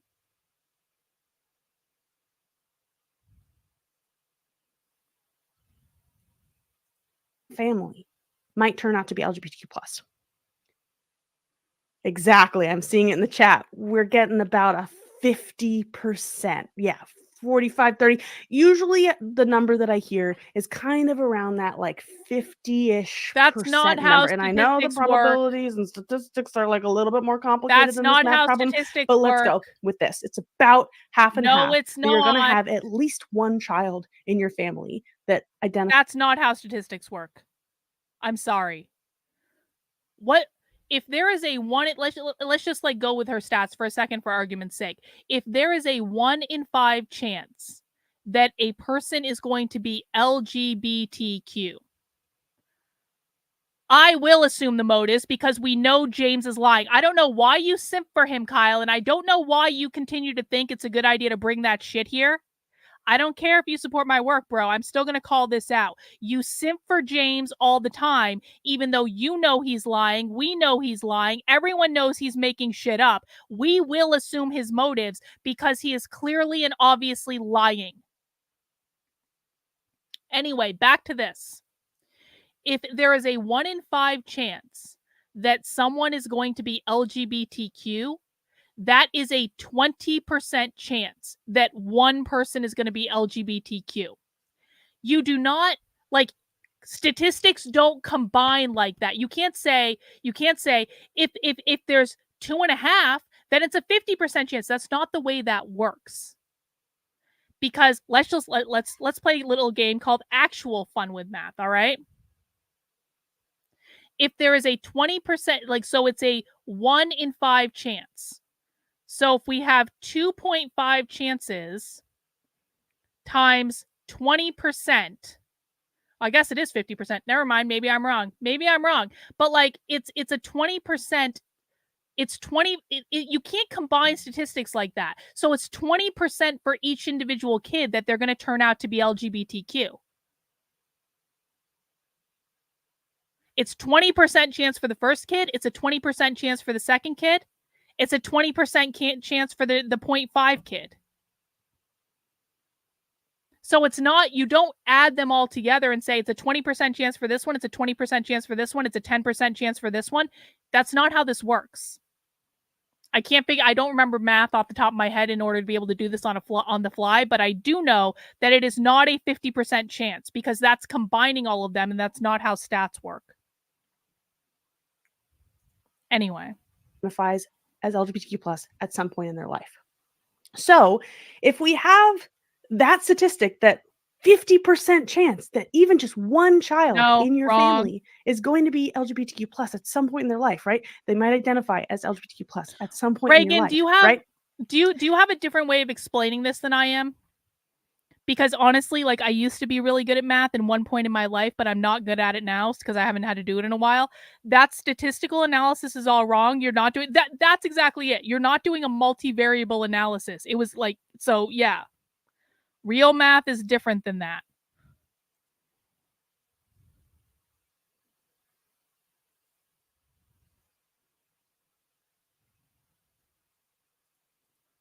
Then it's not that hard. And we're still making that assumption that they're going to grow up to be cisgender and heterosexual, right?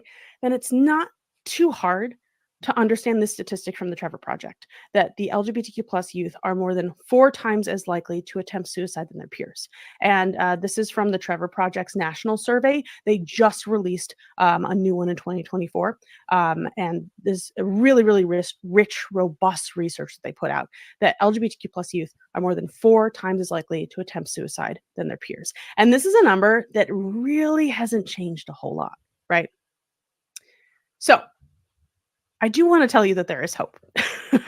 Because that same Trevor Project report has found that trans and non-binary youth who report having their pronouns respected by even one person, yeah, they're in their literally life, queering attempted math. suicide at half the rate as the other trans and non-binary youth who they surveyed.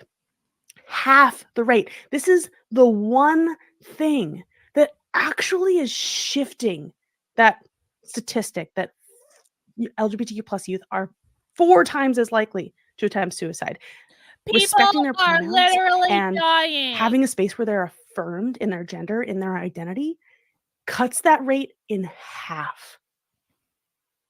And that's pretty startling. That's a pretty big number, right?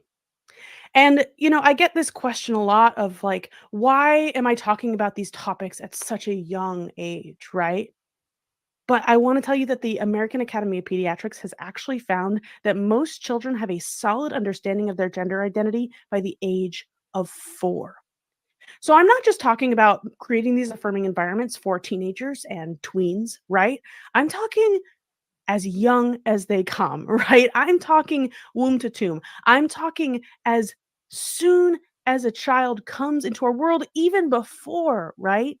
We need to be cultivating queer and gender affirming environments for them because we don't want to get to a point where where that mental health, you know, block, that issue, that mental health is becoming such a challenge that they are having suicidal ideation, right? So we don't want to get to the point where we're having to essentially do triage, essentially having to do work to mitigate what's already ingrained in their minds, right? In their young, impressionable minds. And we want to get in at a young age and affirm and show them who they can be as soon as they come into our world, right? So this is Babies. me. This is me as a kid. I'm probably about 4 or 5 in this photo, and I look at this photo and I see my most authentic self. I had a tough teenage year, right? I had a tough time as an adolescent. I was really Everyone confused. does. I didn't know who I was. I was misgendered a lot as a child, and I didn't like that. It was uncomfortable for me. I didn't know how to advocate for myself. I didn't know what words I wanted to use for myself, what words felt good. And I had a lot of trouble. Maldi, you're not doing multivariable. You don't combine the variables, guys. It is a 20% chance that the first child can be LGBTQ. It is also a 20% chance that the second child can be LGBTQ. That does not equal a 40% chance because you don't combine the percentages.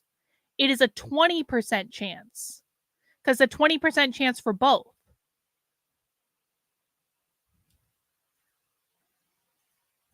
Trouble with the fact that They're completely separate units.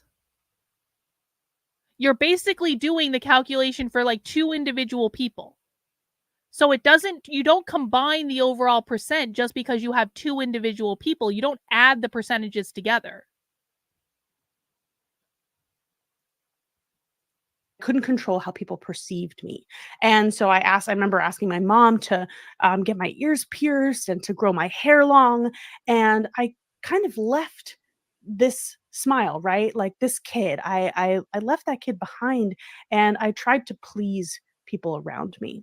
And it led to a lot of confusion and depression in my teen years. And honestly, a big reason why I'm not part of these statistics. No, you're not, bro. You're combining the statistics. There is not a 40% chance that if you have 2 children or 2.5 kids, one of them is going to be queer. That is nonsensical. By this logic, every family with 5 kids would have queer kids in it, and they don't.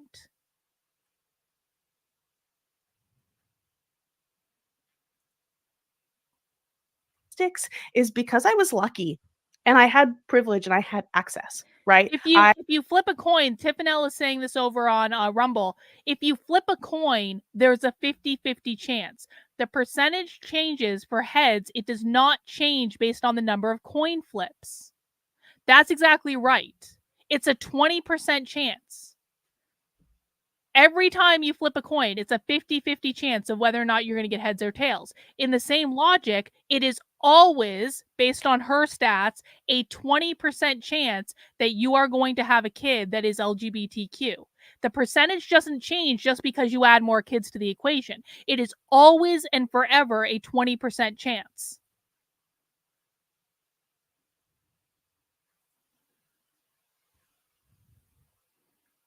You have 2 kids, you have 2 chances, but both of those chances are 20%.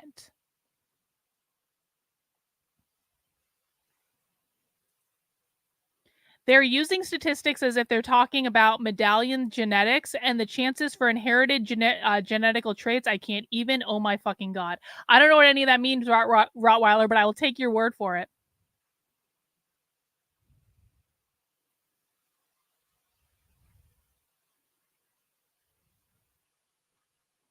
No, you do not multiply it. No, you do not multiply it. There is always a 20% chance. The percent chance does not change. Just like flipping a coin is always going to be a 50-50 chance. It does not matter how many times you flip that coin. It will 100% of the time be a 50-50 chance. It will level out to that over time. Does everyone understand this? Just because you flip a coin twice doesn't mean you add up to 100% chance. Each child is a separate event. Each event has a 20% chance. They are separate events. Yeah, we're back in... I took statistics in like 7th fucking grade. I don't remember any of this. I haven't had to do this type of math in 30 years. Now, if you have 5 kids, then each of them has a 20%. Well, no, it's not even I wouldn't even say this. No, because it doesn't matter. The percent chance does not change based... God, guys, it doesn't fucking matter how many kids you have. I feel like people are trying to get me to yell now. It doesn't fucking matter how many kids you have. Every single child is a 20% chance. The chances do not compound on each other. It is not more likely that the 3rd child is going to be gay than the 1st child. It is not more likely that the 5th child is going to be gay than the 2nd child. They are all a 20% chance. Yeah, I mean, I doubt that's accurate too, SB. But for the love of God, every single time you flip a coin, it is a 50-50 chance of being heads and tails. If you flip a coin 10 times, it is still a 50-50 chance of being heads or tails. If you flip a coin 100 times, it is still a 50-50 chance of being heads or tails. What the fuck?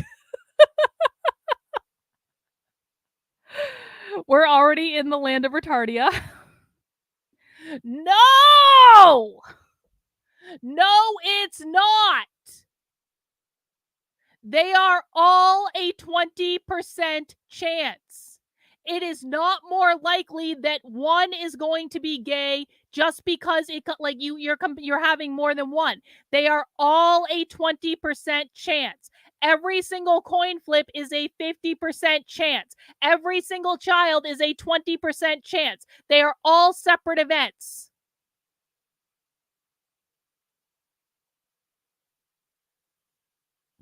Do I need to get a fucking coin and so we can explain this?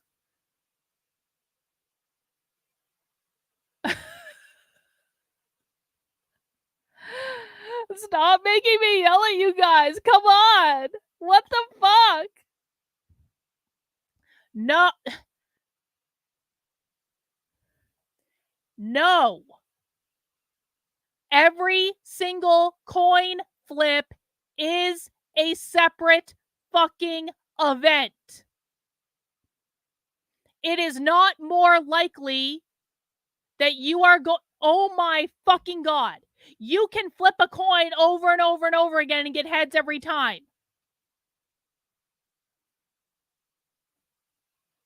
Like, the chances of the second coin flip being something else are not different than the first coin flip.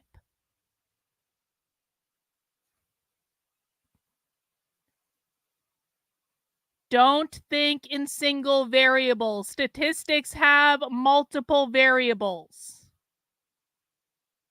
We're moving on now. Stop talking about this.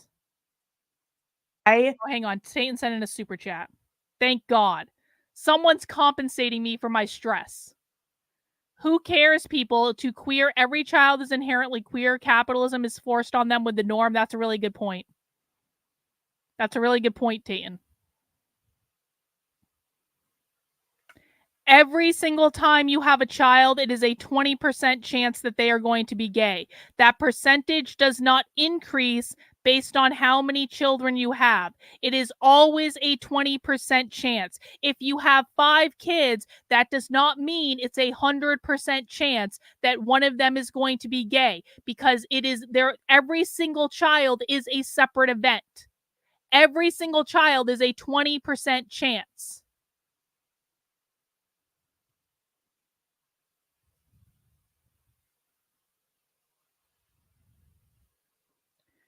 You can get tails after 5 flips. It doesn't mean you get tails or heads anything other than 50-50. Yes, this is where we're seeing fucking anti-racist math in action right now. If you get tails 5 coin flips in a row, it does not make it more likely that you are going to get heads on the 5th chance. It is still a 50-50 chance. Fucking 7th grade statistics that none of us remember. That's what you walked into.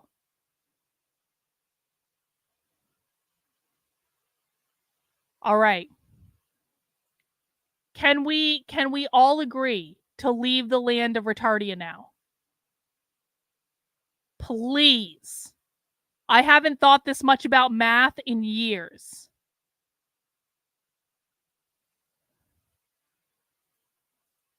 Got into a college that I wanted to go to, and that was my light at the end of the tunnel that got me through my teen years. And if I hadn't had that, I don't fully know if I would be here today. And so I look at this photo and I see my most authentic self, and that is the version of myself I've essentially been trying to chase ever since I said goodbye to them. And I feel finally now in my early 30s, after having gender affirming Maldi's getting a surgery timeout for and not moving pursuing on. this work, Maldi, I'm not banning pursuing you, but my I'm goals and giving my you a dreams timeout and for not coming moving into my on. authentic self, I've I really can't been do this able to anymore.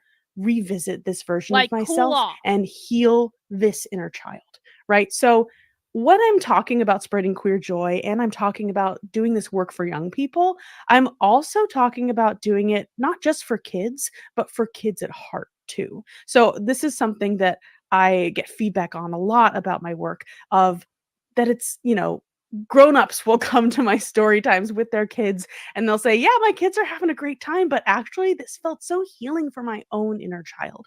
So I think that the benefits of spreading queer joy are absolutely for the young people in our lives, but it's Hang on, we got a super chat from Terry. Thank you, Terry. Terry, I had a panic attack earlier because I thought I banned you because some other woman named Terry was leaving me nasty comments on the Nick Rekieta stream, and I was like, "That's not the Terry that like is a supporter of mine. That better not be the right to the Terry that I like." But I'm glad to see your super chat because I didn't ban you, but I just banned an awful woman who was giving me shit about the Nick Rekieta stream. I read that every 3rd baby born is Chinese. I lucked out with my 3. All are.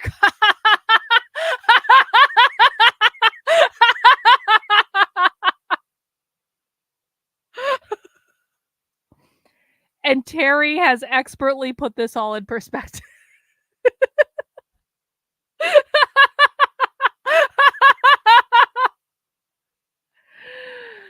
Thank you, Terry. That was an epic super chat. I think we all needed that. Thank you. also for the grown-ups around us. This is all ages work, and it is absolutely urgent, and it's life-saving. So the answer to our why is It that queer literally and gender saves affirming lives. environments for young people, and really for everyone, literally save lives. And that is Literally research saves and lives. statistically proven. All right. Whew, now we've got that why out of the way. Let's move on to how. How do we actually spread queer joy? And I'm going to just share with you like a couple of things that I use and tools that I use to make this happen. And you don't have to be a performer, right? You don't have to play ukulele. You don't have to have a teddy bear co-host of a web series in order to do this. This is stuff you can do in your everyday life, and it just has to do with getting over the mindset obstacles. It has to do with figuring out, okay, maybe I'm LGBTQ plus, maybe I identify as queer myself, but I'm not an expert in early childhood. I'm not an expert in early childhood techniques. How do I take these topics that I wasn't taught in a child-friendly way, and how do I make them accessible for young people? Because I know them, I know how this works for me as an adult, but maybe that's not the language or the context that a child might understand. So we're kind of gonna dig into that. How do we actually spread queer joy, and how do we do that in a way that is relevant for young people? So the first way I like to talk about this is kind of like a big core component of what I do, of talking about practicing our pronouns. And there's a very specific question I want to ask you. And that question is, what are your pronouns today? If everybody wants to go in the chat, this is a great time to go in the chat. Let me know what your pronouns are today. I'm seeing she, her, they, she, her, they, them. That's awesome. He, him. Any pronouns. I love that. And this is amazing because these are what your pronouns are today. They could be different tomorrow. They could be different the next day. They could have been different yesterday. What? But these are the pronouns that you want. Hang on. I need to get a clip of this. Remember, guys, we are watching a federally funded training, and so I want to make sure that we're getting some good clips that I can put on my Substack later to remind people what our taxpayer dollars are actually paying for, and that seems like a good clip to me. Hang on. Your pronouns can change every day. Of talking about practicing our pronouns.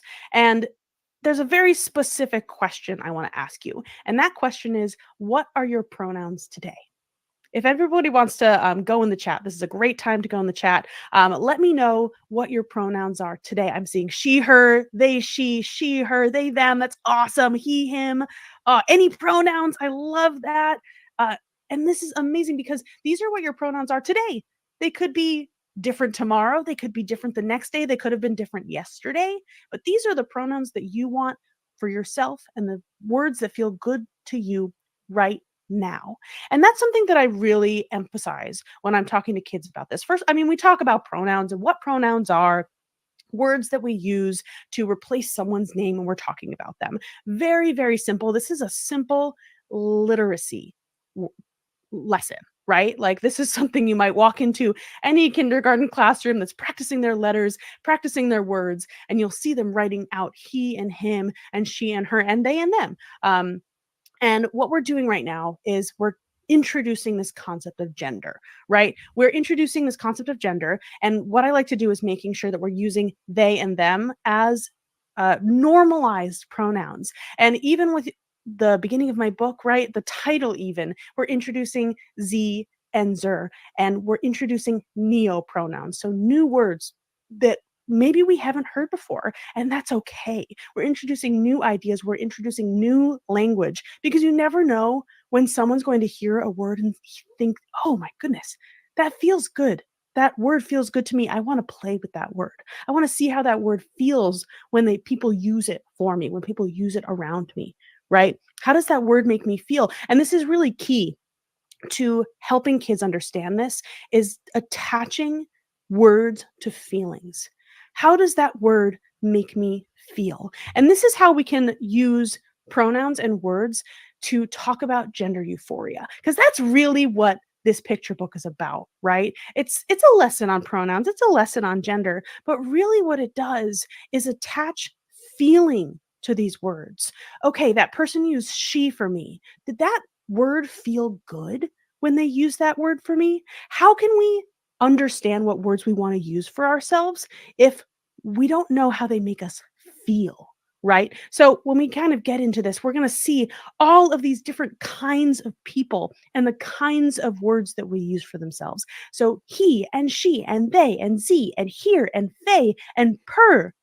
Raise your hand if you just learned a new word today, right? A new word that you could use for yourself, but someone else in your life could use for themselves, or even a stranger could use for themselves, right? So this is a really simple, practical concept of, okay, what are your pronouns today? This is a question you can ask anyone when you're filling out a form with a family, right? What are your names? How do you spell that? Oh, what pronouns do you want me to use for you today? Easy as that. It's not a hard question. And that's why I wrote the book in the first place, because it's a tool that you can use, right, to ask that question of a child, but it's also something that they can grab from their own bookshelf and say, "Hey, can you read me this story today? I want to answer that question today."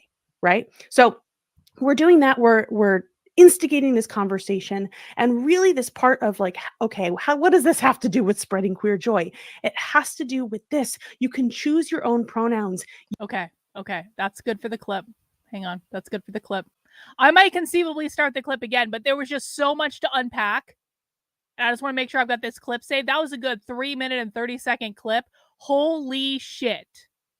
Holy shit. Now I saw KB for me coming into the chat earlier. Let me find the KB for me's chat. Hang on.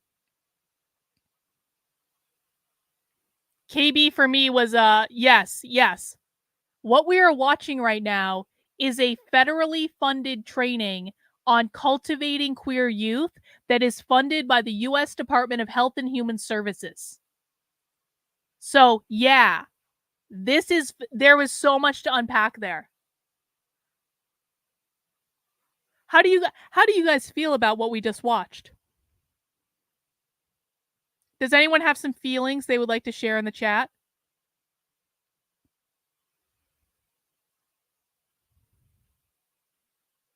Yep, I had never heard of per as a pronoun before, so that's new. That's new.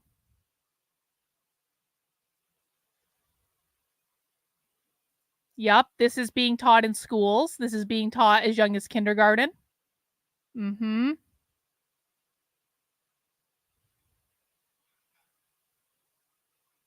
It's extremely disturbing. Yep. It's insidious. Yep.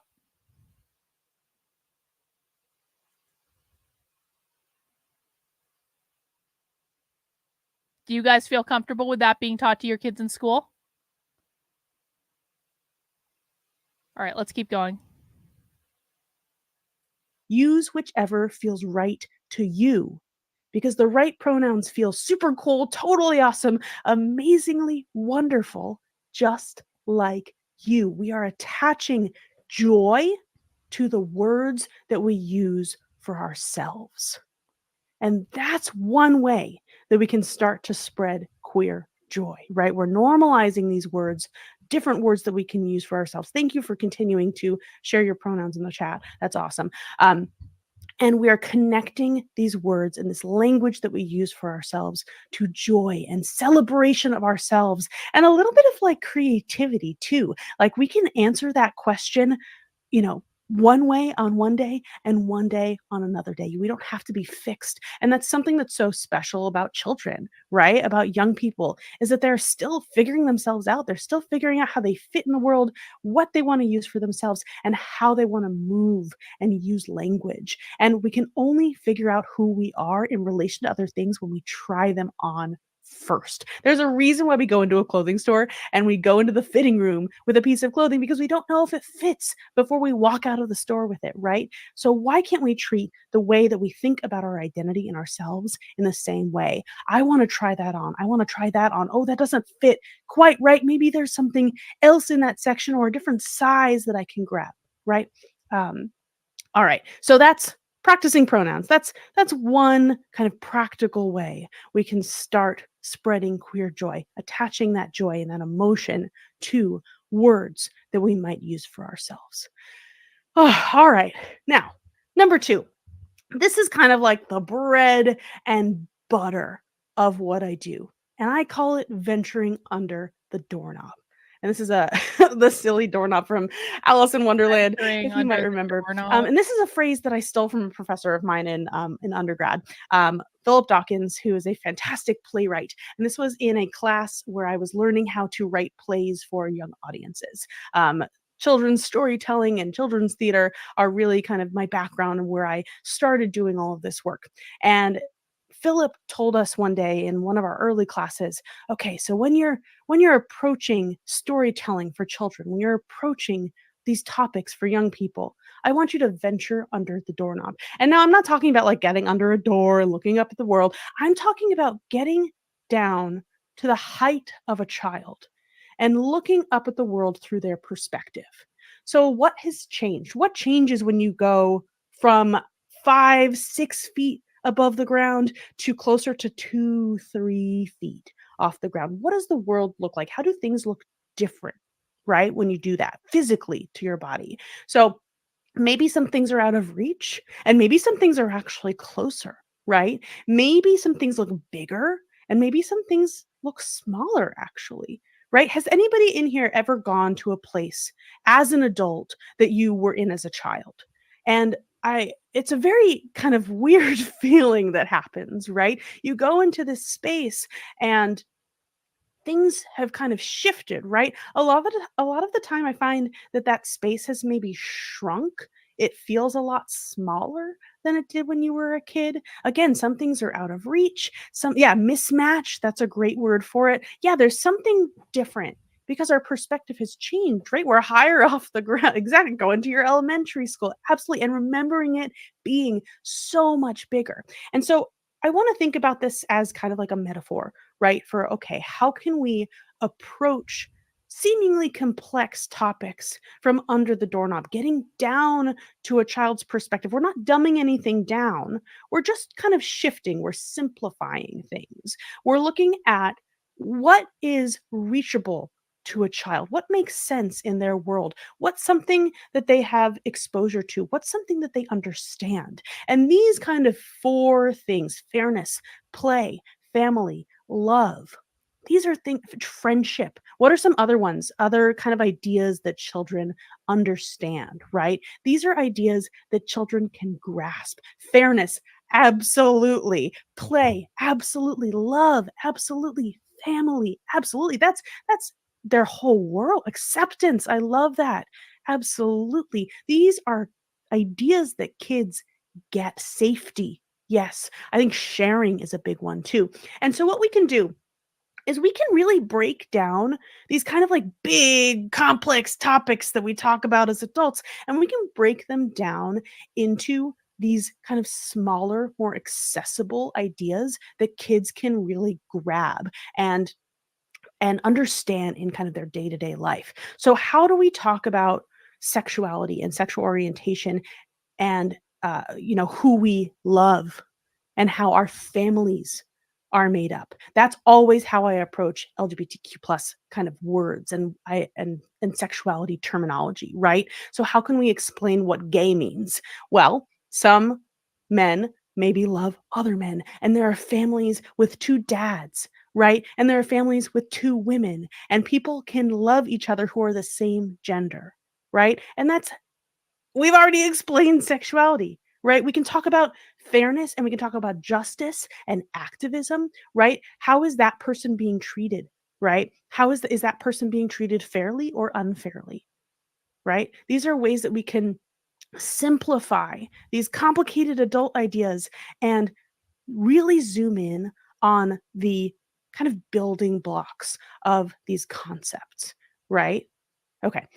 So that's kind of getting under the doorknob. And one last thing that I'll kind of say with this one, we have fairness, play, family, and love, friendship, sharing. I think other people have been kind of putting caring, absolutely, 100%. I actually do a retelling of the Stonewall riots and revolution story as kind of an origin story for the Pride and LGBTQ plus movement as we know it today. And I do it by talking very specifically about the friendship between Marsha P. Johnson and Sylvia Rivera.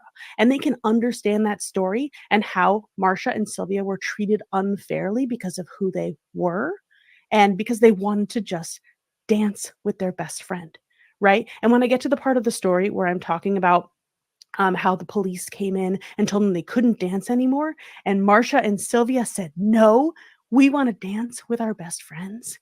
They get it. Kids get the emotional impact of that story. And that's what matters so much more because we're talking about that fairness. We're talking about justice. We're talking about queer identity and how we're being treated by others. And they can understand the origin of the LGBTQ plus movement today as a story of a beautiful friendship that sparked a movement.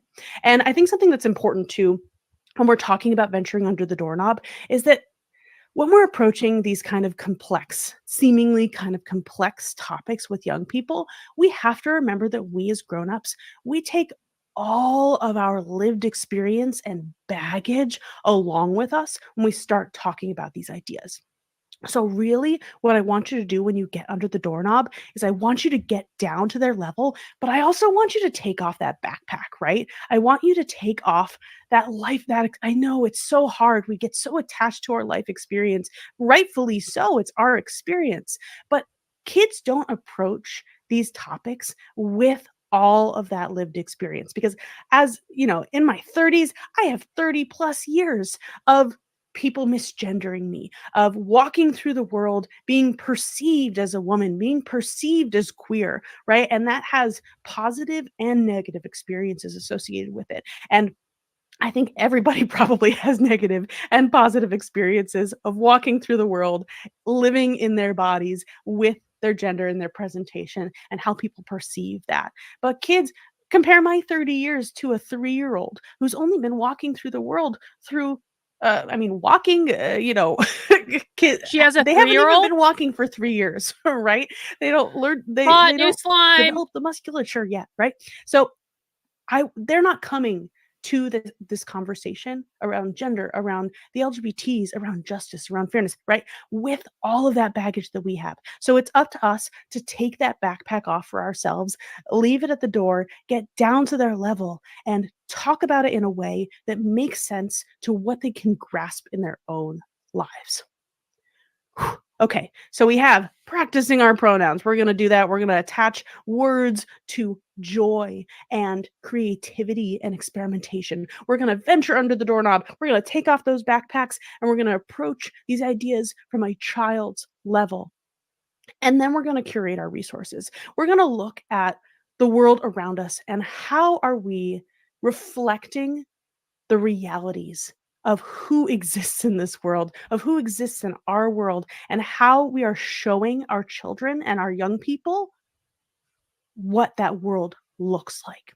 And so this is really important, especially for young people. I am a huge, maybe I'm biased as an author, but it's so important to have a impeccably curated picture book collection. This is something that I talk about a ton, right? And someone having a great point touching on intersectionality with race, ethnicity, and queerness. So important. We need to make sure that we are showing children that, and this is something that we can do with, I have a Queer Kid Stuff video where I talk about intersectionality at a preschool level. Oh, and good. It is absolutely possible. Intersectionality is not too big of a word for a child. And when we're approaching curation, we need to be thinking intersectionally, right? I need to clip that. I need to clip that. I'm sorry. I'm talking about intersectionality at a preschool level, and we need to make sure we're doing that. Hang on.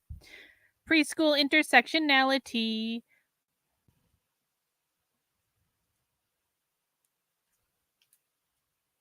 This woman is nuts. We gotta go through her channel at some point. About a ton, right? And someone having a great point touching on intersectionality with race, ethnicity, and queerness. So important. We need to make sure that we are showing children that, and this is something that we can do with, I have a Queer Kid Stuff video where I talk about intersectionality at a preschool level, and it is absolutely possible. Intersectionality is not too big of a word for a child. And when we're approaching curation, we need to be thinking intersectionally, right? We want to make sure there are a couple of different things that we want to tick off, right? Especially when we're approaching picture books, but this also goes for graphic novels, for early readers, for novels and fiction, YA, right? This goes for the TV that we're intaking, that we're showing our children, the screen time that they're seeing, whether we're showing them all mainstream, if they're going on YouTube and they're looking at small indie creators, and we're looking at this through a subject lens too. We can find diversity, that intersectionality, that queerness within our topics of special interest, right? And so very specifically, when I get into picture books, there are a couple of kind of criteria that I really like to kind of talk about. And there's a lot to all of this, and we only have so much time here. But when I approach kind of a picture book collection, there are a couple of things that I want you to be thinking about. And first, really, it's taking a look and seeing, okay, do I have any kind of LGBTQ plus representation in the books that are in my collection on my bookshelf for my child? And that's going to get you started, right? Like, do you have that representation? Yes or no? And then we're going to dive into, okay, what does that representation actually look like? Do I have LGBTQ plus families who are depicted in the illustrations? Do I have books that educate on LGBTQ plus and social justice topics? Those are kind of two separate things, right? Do I have books that are also normalizing LGBTQ plus topics? So this is kind of like a nuance here. So we need books that are going to be explicit in educating. So I would say that my picture book, Hooray for She, He, Ze, and They, probably falls a little bit more under the educational category, right? We're talking about pronouns. We're giving a definition around gender. We're talking very specifically about, like, these are words that we have. These are words that you can use for yourself. It's not necessarily story driven. So that's kind of one side of it. Just making sure that we have the educational component that is explicit and is direct, right? We need to have that because kids need to see and be told directly what exists, right? They need to be taught this is education, right? And then we also need to normalize. So we need to have those picture books where a great example is a book called Mr.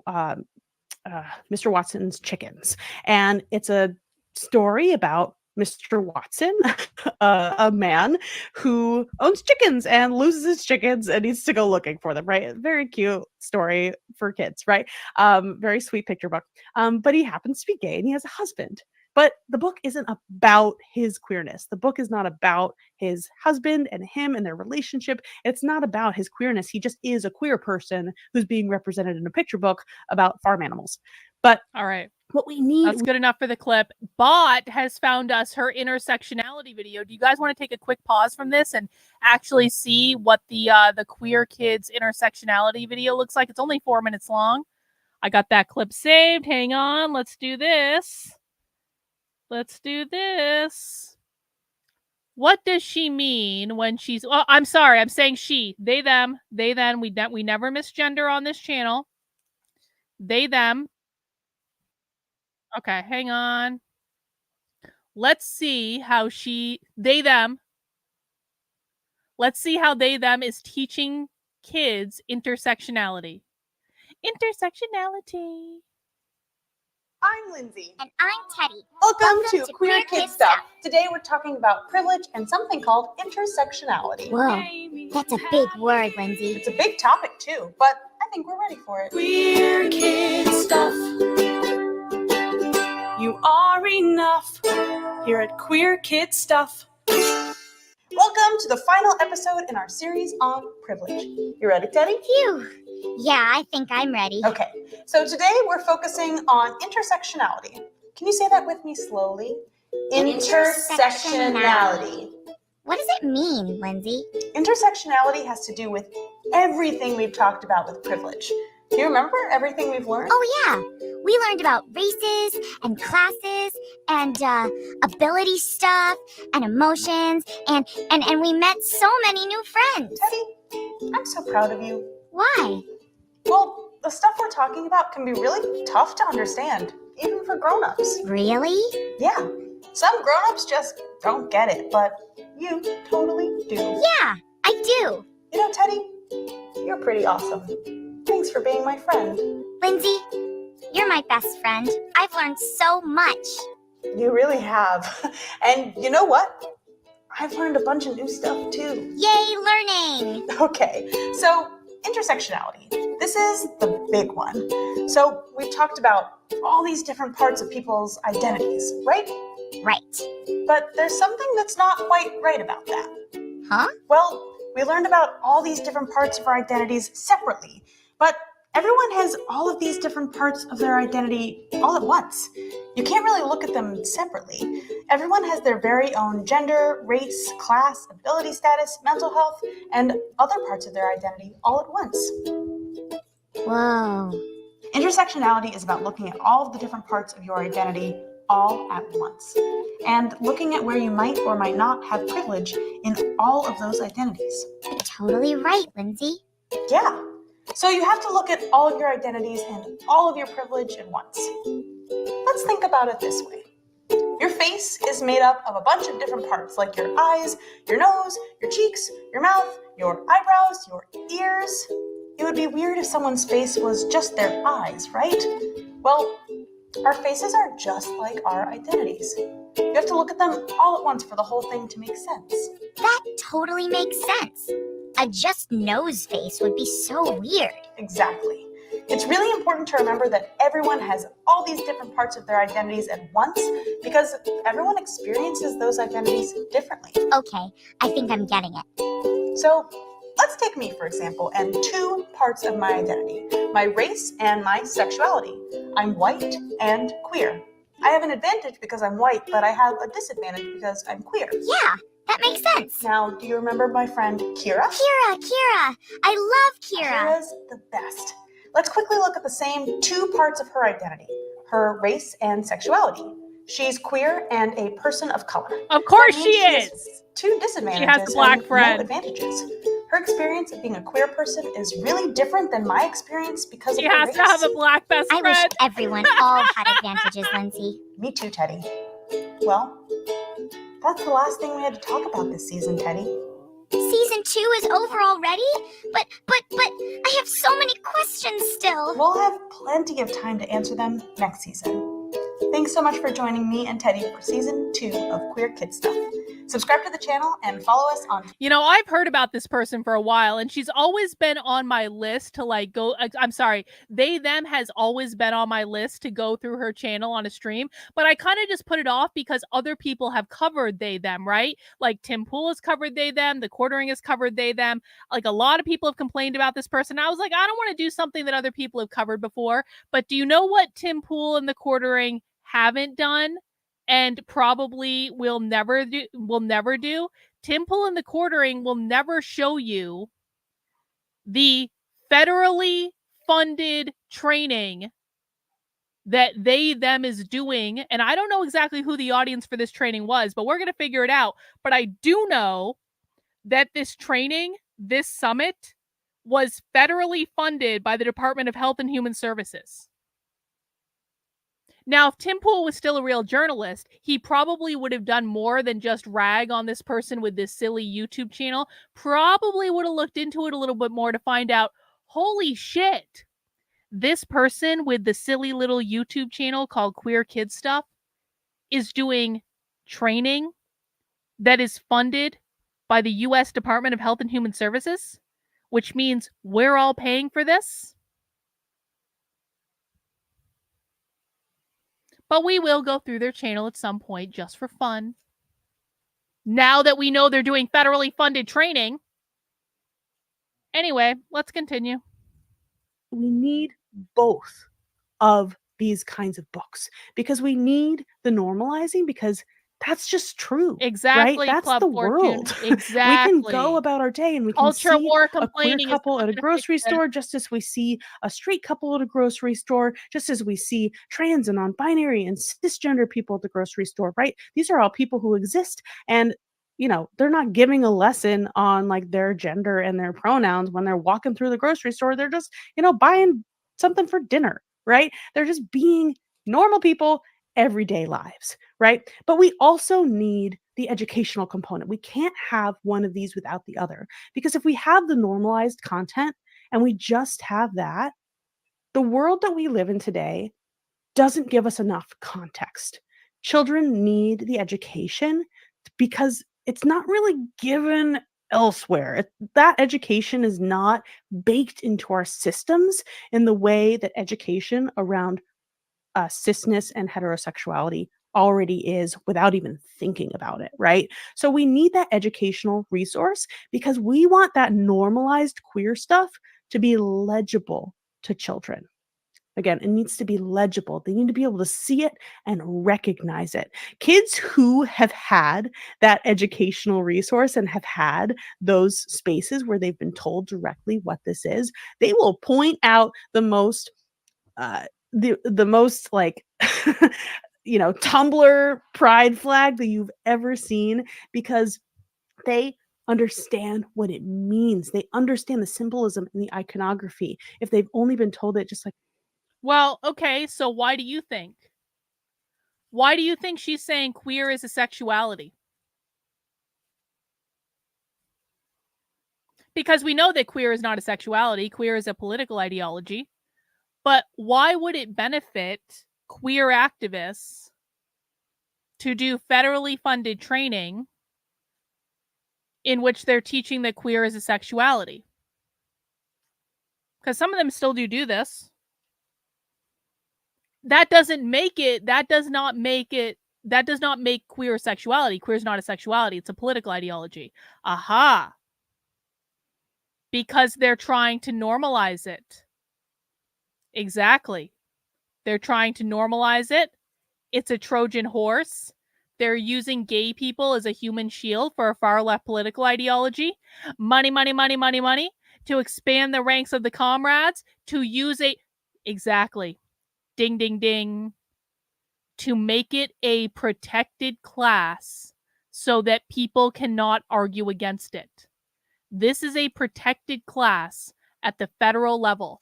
Therefore, if they're framing their federally funded training as a training about, we just need to make the world fair for gay people, there is nothing anyone can do to fight it because it instantly becomes illegal to do anything about it. They're trying to co-opt the LGBTQ umbrella. You can't attack a protected class. To make it something that you can't argue against because it's a protected class. And you can get sued for going against a protected class. Like a couple of times, right? It is so important that they see that and are told what it is so that they can point it out and recognize it when they see it normalized. Okay, so those are kind of like the biggest things of like when we're curating our resources, do we have these educational components and do we have these kind of normalized versions of that as well? These everyday run-of-the-mill kind of mundane representation, right? They're both important. They both have to coincide with each other and both be there. And then a couple of other things, making sure that we're being intersectional in our resources, making sure that looking at all of the authors of your picture books and making sure we have Black, queer, and trans authors, that we have Indigenous queer and trans authors, that we have Palestinian queer and trans authors, that we have queer and trans authors who are from so many different cultures and spaces, because this is the beautiful thing that I love about queerness, is that it is ubiquitous across race, across nationality, across culture, across religion. There is a queer person or a trans person or a non-binary person, an LGBTQ plus person in every single culture that exists within humanity. And I don't even need research to back that. I just know that that is true because of the nature of who we are as humans, right? And those statistics that we were talking about at the very beginning, 1 in 5 Gen Z youth identify as LGBTQ+.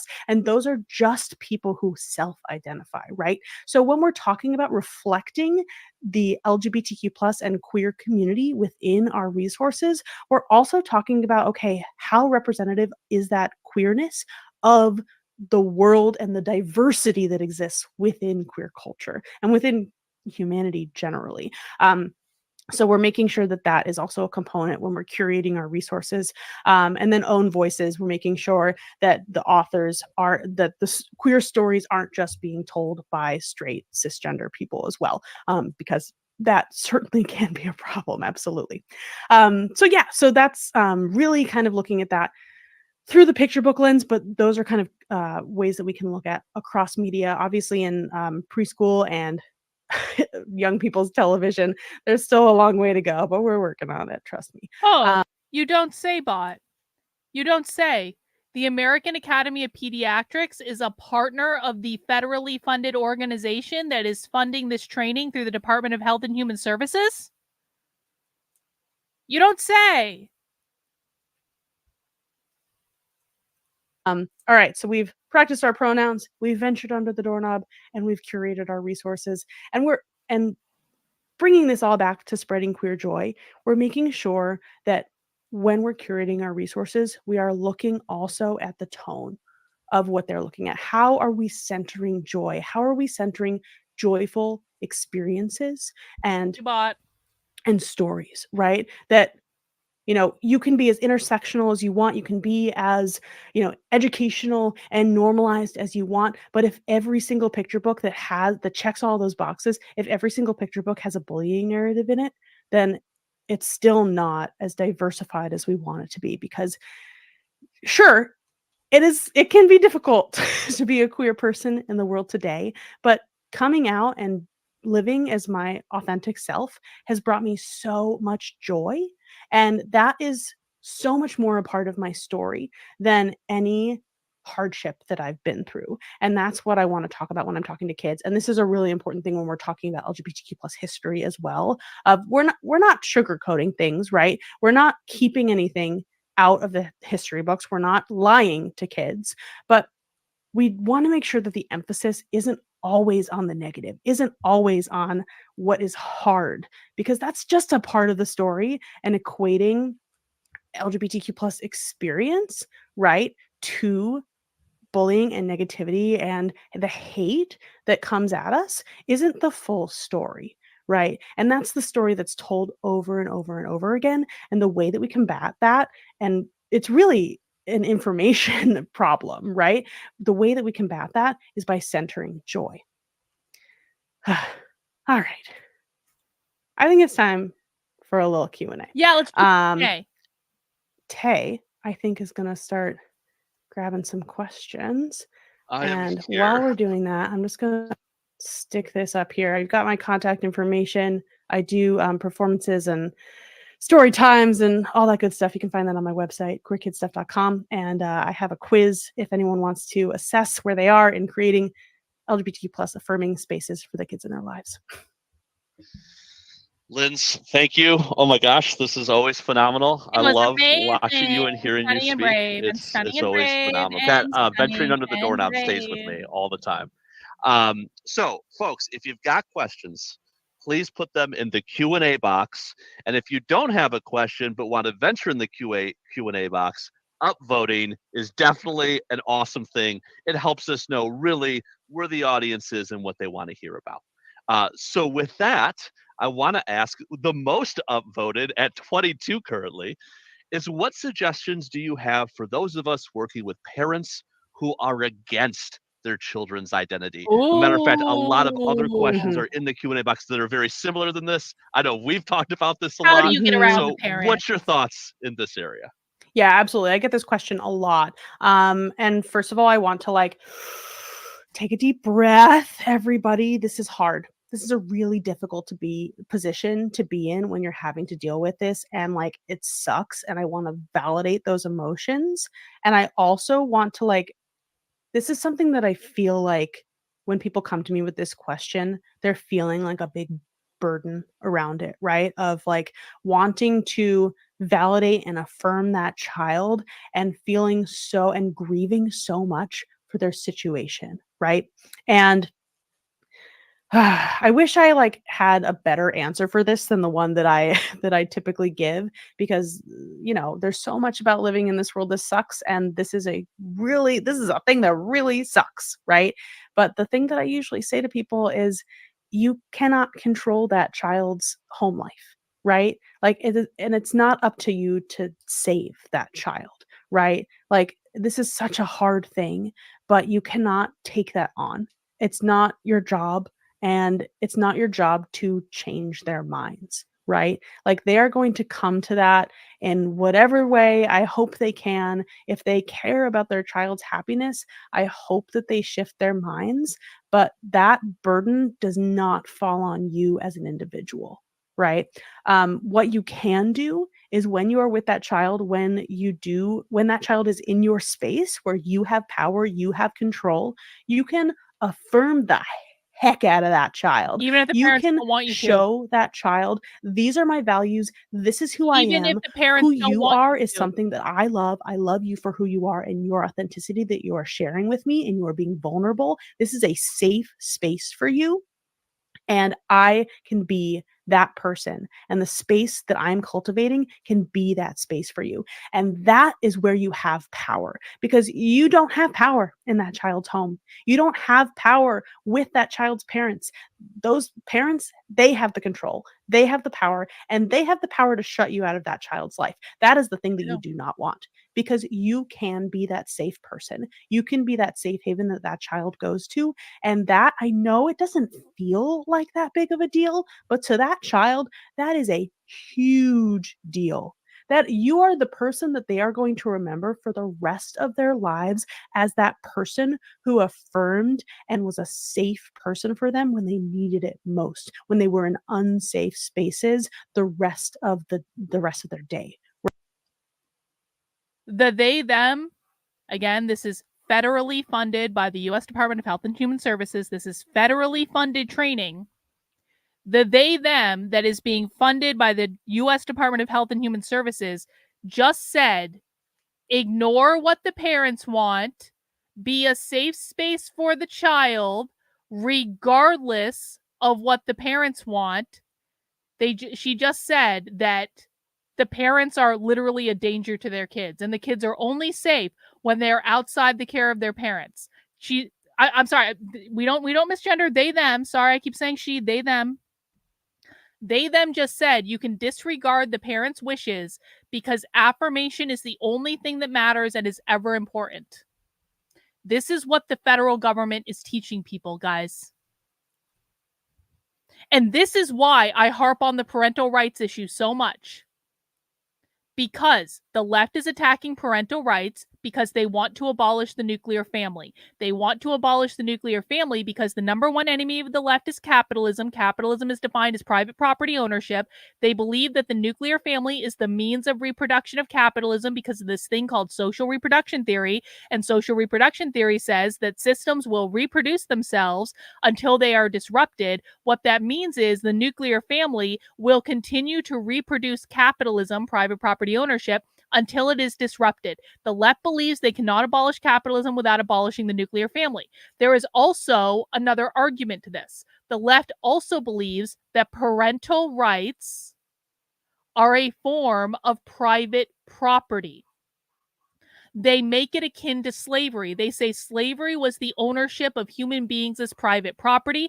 They believe capitalism created slavery because capitalism is defined as private property ownership. Slavery is the ownership of people as private property. That's why whiteness means capitalism, because whiteness is in regards to the disparities that were created because of slavery, and it's referring to systemic racism, which is the system that upholds racism, which is capitalism. Okay, so slavery was the ownership of people as private property. The left also believes that parental rights is the ownership of children as private property. We literally have them on video saying this. We have a video from the Denver communists not too long ago, probably about a month ago. I did put this on, I think I put a clip on the channel. It's definitely in my How to Speak Socialist presentation. The Denver communists literally called children a form of private property, parental rights a form of private property. We have our Abolish the Family goddess, Sophie Lewis, saying fuck parental rights and talking about how this is about abolishing private property.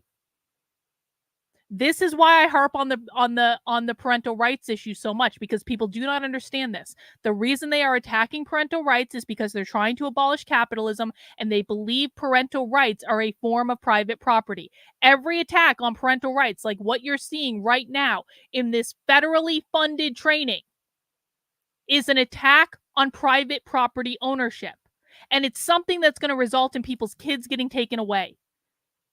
People hear the word capitalism and it's just not sexy. Let's just be honest about it. It's not sexy. People hear the term private property ownership and they say, yeah, I like my stuff, but it's not sexy.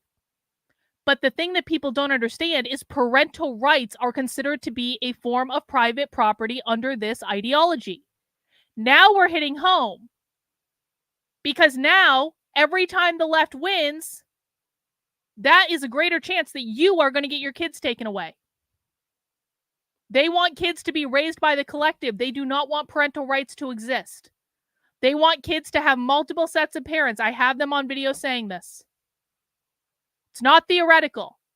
This is what the target is. It's parental rights. Does anyone have a question about any of that?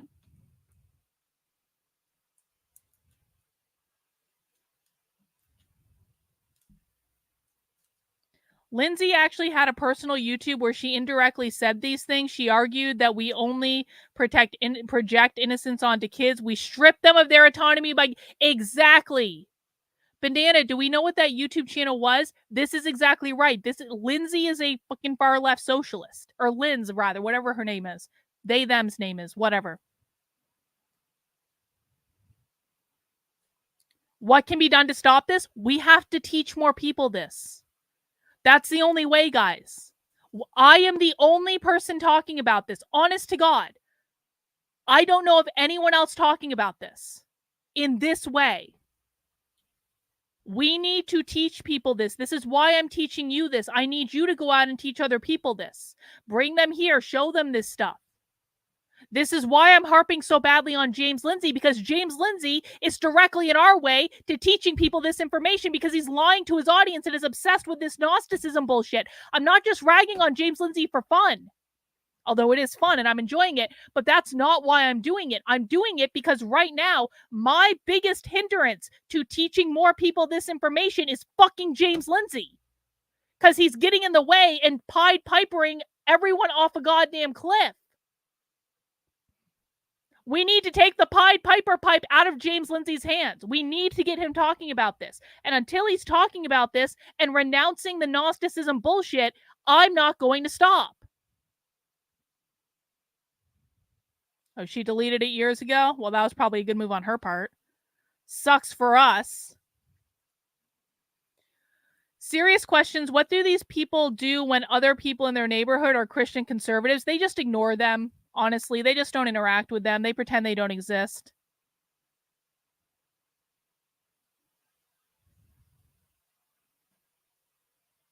All right, let's keep going. We have about 13 minutes left of this presentation, guys. Thank you for attending Happy Hour. Please stick with me a little while longer. Right. And I don't know if any of you like remember like a English teacher or a drama teacher, like those tend to be the ones who helped you when you were young, when you were confused, when you were still figuring it out, right? Like, if you remember that teacher, like you are being that person for that child. And think about that person's impact on you in your life and think about that impact that you can have on that child. And, that person wasn't necessarily in your home, right? Or changing your parents' minds about something. They were with you and they were cultivating that safe space with you. And that's what's important here, because I don't want you to get bogged down by the fact that you have this. We're sad for that child, right? That sucks. That is a crummy situation, but there's nothing we can do about that. And what I want you to focus on is the stuff that you do have control of, because it makes more impact than you think. There we go. Hopefully that helped maybe ease a little bit of the burden on some folks, but also that was great. Yeah, there we go. Thank you so much, Lindz. Of course. I got another question for you. The second most upvoted. upvoted. And along similar lines is the first question that you just answered. But, a lot of us in our day-to-day work lives, we have to deal with legality, right? So as social workers, we may be dealing with case social notes. workers. We may be doing insurance forms to Oh, bill. hello. Right? We may also be providing grant data. Right. So there's some legalities involved that require us to use possibly dead names, possibly wrong pronouns, information that is sort of legal information at the time. So the question is sort of that juxtaposition of like, how do you still sort of fulfill that obligation? But how do you ensure, again, that you are being super affirming and everyone knows like, this isn't me, right? It's not me doing this. I am in your corner, but I have to fulfill this legality. How do you kind of walk that line, if you will? Yeah, it's a tough line to walk. I think, first of all, disclaimer, I'm not a lawyer. I am not at all giving any legal advice. This is all just like anecdotal, especially when you're just like working with a client, right? One-on-one, when you are working with someone in your space and you are, especially if you're filling out forms, if you're dealing with legal forms, things like that. This is certainly a society that has a lot of, legal hoops that we have to jump through that are accessible to some and not accessible to others when it comes to name and gender markers and birth certificates and passports and all that stuff. My advice on all of this kind of stuff is like take that person's lead. The nice thing of like if you are someone who is dealing with forms and dealing with legalese and dealing with those spaces where you have to be filling out forms and things like that, like you are able to be a barrier for that person, right? Like you can like kind of take the brunt of like how a dead name might feel to a trans person, because you can say, I see that name and I see this person who has used a different name with me. Okay, this can click in for me right now. We can get on the same page about identity and what words they want to use. And then you can go forward and say, I see the wrong name on this form. I'm not going to use that name. I'm going to use the name that you are telling me you want me to use. But I know in the back of my head, okay, this is a name that I have to use on these forms and stuff. But like that. I'm sorry, they, them is literally telling social workers, do whatever you need to do on the forms, but maybe when you're actually just interacting with the person, you can just ignore those policies. You don't have to worry about it. Just use the names on the forms and then use the other name in real life. They're not intentionally messing with legal records. No, Steve, that's not what they're doing. That's not what she just said. What she's saying is you have the ability to fill out the forms in a way that aligns with what they want you to do on the forms. But when you're actually interacting with that person, just ignore the policies saying you have to use this name and you have to do this and you have to do that, because that's just for the forms. That's just for the official documents. We don't have to follow that when we're talking in an official capacity. That's just for the written stuff that they're going to be able to track us by. So if these people had their way, would the community helping raise the children just translate into a new state, essentially raising them? Ding, ding, ding. Yup. Exactly. Think Brave New World. In Brave New World, children were raised by the state. They didn't have parents. Think Logan's Run. In Logan's Run, children were raised by the state. They didn't have parents. So think about this. Think about if your kid went to school and you lived in a state where the teachers are required to use the names and pronouns that the parents are telling the schools to use. So not some crazy state like California where students can go into the schools and use whatever pronouns they want and they don't have to tell the parents. You're in a red state. And in that red state, there has been a law passed saying teachers have to abide by the name and pronouns that the parents say we used. And then the student goes into school and the student goes to their favorite English teacher and the student tells them, and the student is maybe, let's just say 10, 11 years old. The 10, 11-year-old student tells their favorite English teacher, that's not really my name. My name isn't Sarah, it's Johnny. And I'm really a boy, but I can't tell my parents because I think I'm really a boy. And the teacher says, and the teacher goes and checks with the parents, and the parents say, you're not calling our daughter Johnny, you're calling her Sarah. And so the teacher has now been instructed by the parents, none of this Johnny, he, him business. That's Sarah. Sarah is our daughter. And the teacher goes, okay, in terms of like the official school forms, we have to have Sarah as your name on the school forms because that's what your parents want and that's the law. And I'm really sorry about that, but that's the law. We have to use Sarah on the forms for the school and we have to use she, her pronouns on the forms. But just between you and I, and again, this is the favorite English teacher talking to the child without the parents present. And they go, just between you and I'm still going to call you Johnny because I'm affirming your identity and I want you to have a safe space. And I'm going to call you Johnny and I'm going to use the he, him pronouns. But the forms are going to say Sarah, but I'm going to call you Johnny. That's what she's talking about. Does everyone understand that? That's literally what this person just recommended. Let's just listen again. With legalese and dealing with those spaces where you have to be filling out forms and things like that, like you are able to be a barrier for that person, right? Like you can like kind of take the brunt of like how a dead name might feel to a trans person, because you can say, I see that name and I see this person who has used a different name with me.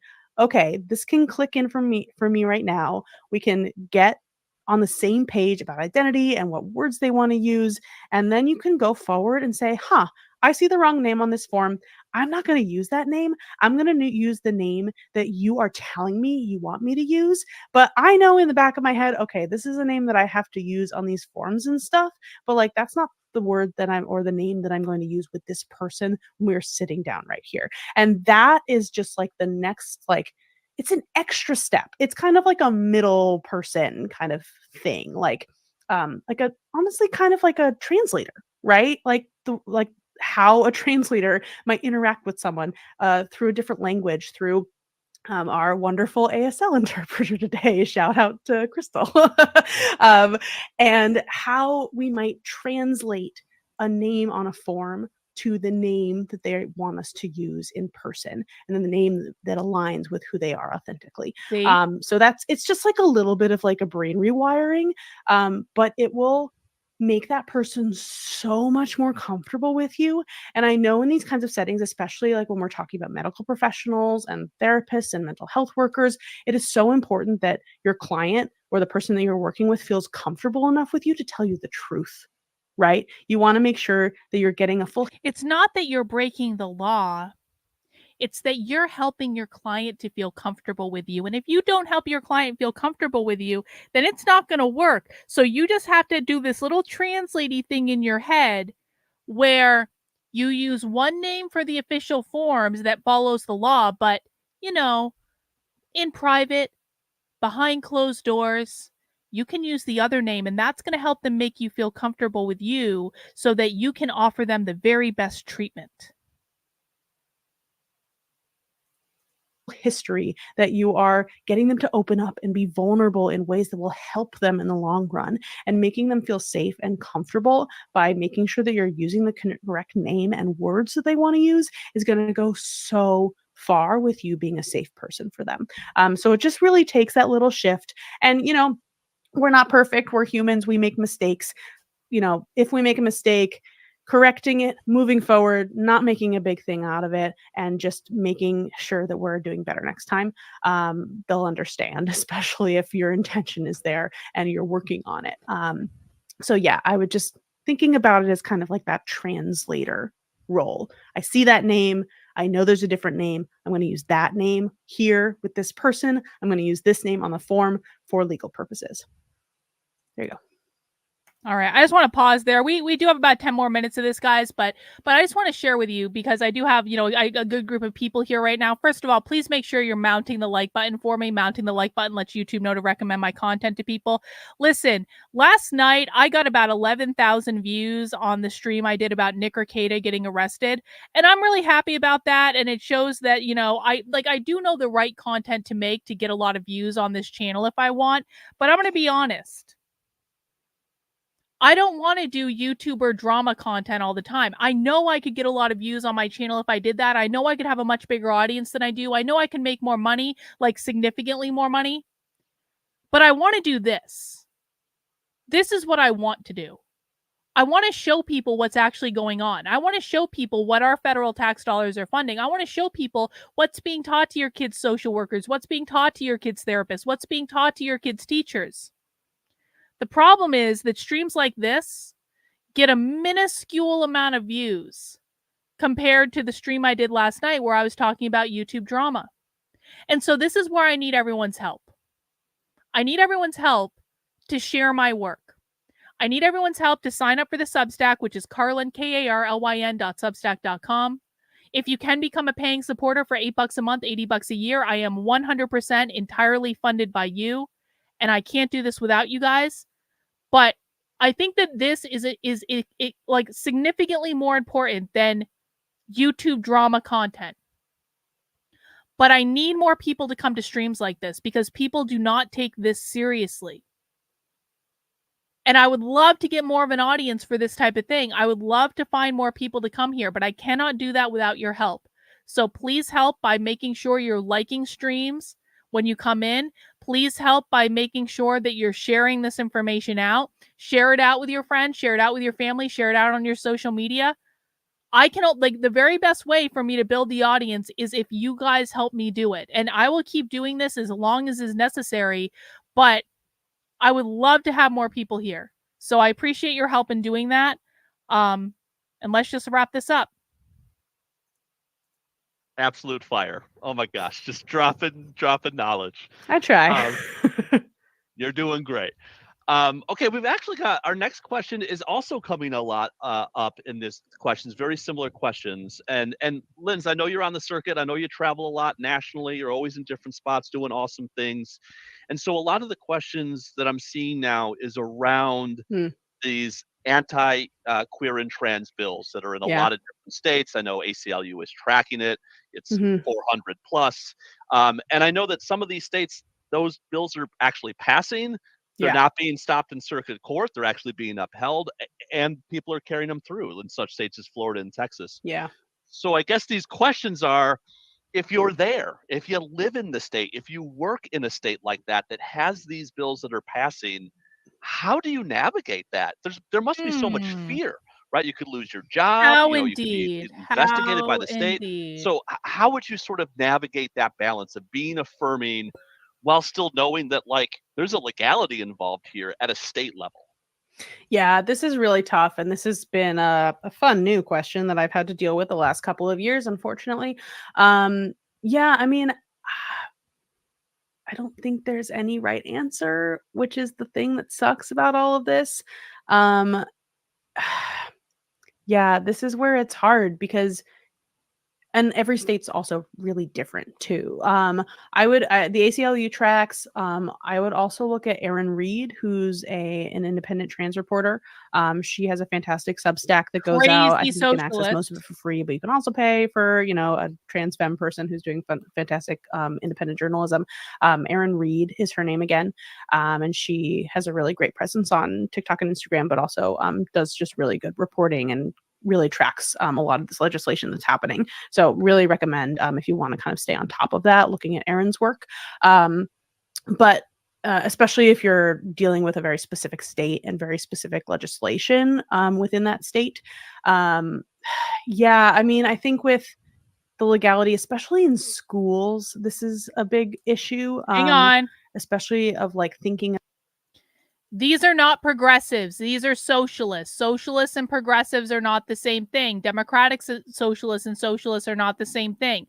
These are far left queer activists. We've got to start being specific about this. Democrats are not real socialists. Progressives are not real socialists. These are far left socialists. About where and who a young person is out. And for me, like, if we can like kind of go with that version of the question, which is kind of what I know best and can kind of give the best advice on, is really about like following that child's lead. Where are you comfortable using those words, using that name? What are your pronouns today, and who are you comfortable with me using them with? And this is, I've seen kind of like forums that educators have put together online, kind of that have a lot of this. It's really asking consent, right? Like, okay, you're giving me your name, you're giving me your pronouns. Where do I have consent to use them, right? Are you okay with me using your pronouns in your name with your parents? Are you okay with me using your name and your pronouns with other teachers? Are you okay with me using your name and your pronouns with school administrators? What circles of like outness is it okay for me to talk about this? Because we never want to out a child, right? Like a lot of the legislation has to do with this of like, where is an educator using a child's pronouns that doesn't adhere to their birth sex, right? And all it really is like legislating outing when it comes down to it, which is horrible. It's awful, right? Like that's not the place where we want to be.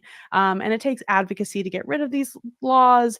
It takes, I mean, I know a lot of families with trans kids especially that have moved states entirely because of a lot of this legislation and lack of access to gender affirming care, and that's a huge part of this too. But I think these are conversations to have, if the parents are affirming, especially having conversations with the parents, knowing who in your community are unsafe people, right? Like that's a big part of it, of like, okay, who Unsafe people. If you are not affirming everything the child says, you are an unsafe person according to federally funded training. are other allies, who are other people who I can use this child's words with, that they're giving me consent to use, and really just like at the end of the day, safety is like the biggest concern when it comes to this, your safety, but also the child's safety and that family's safety. So this is just like a huge extra component we have to think about when we're working with trans and non-binary and queer young people. But it's just kind of like the reality of the situation here in the United States right now.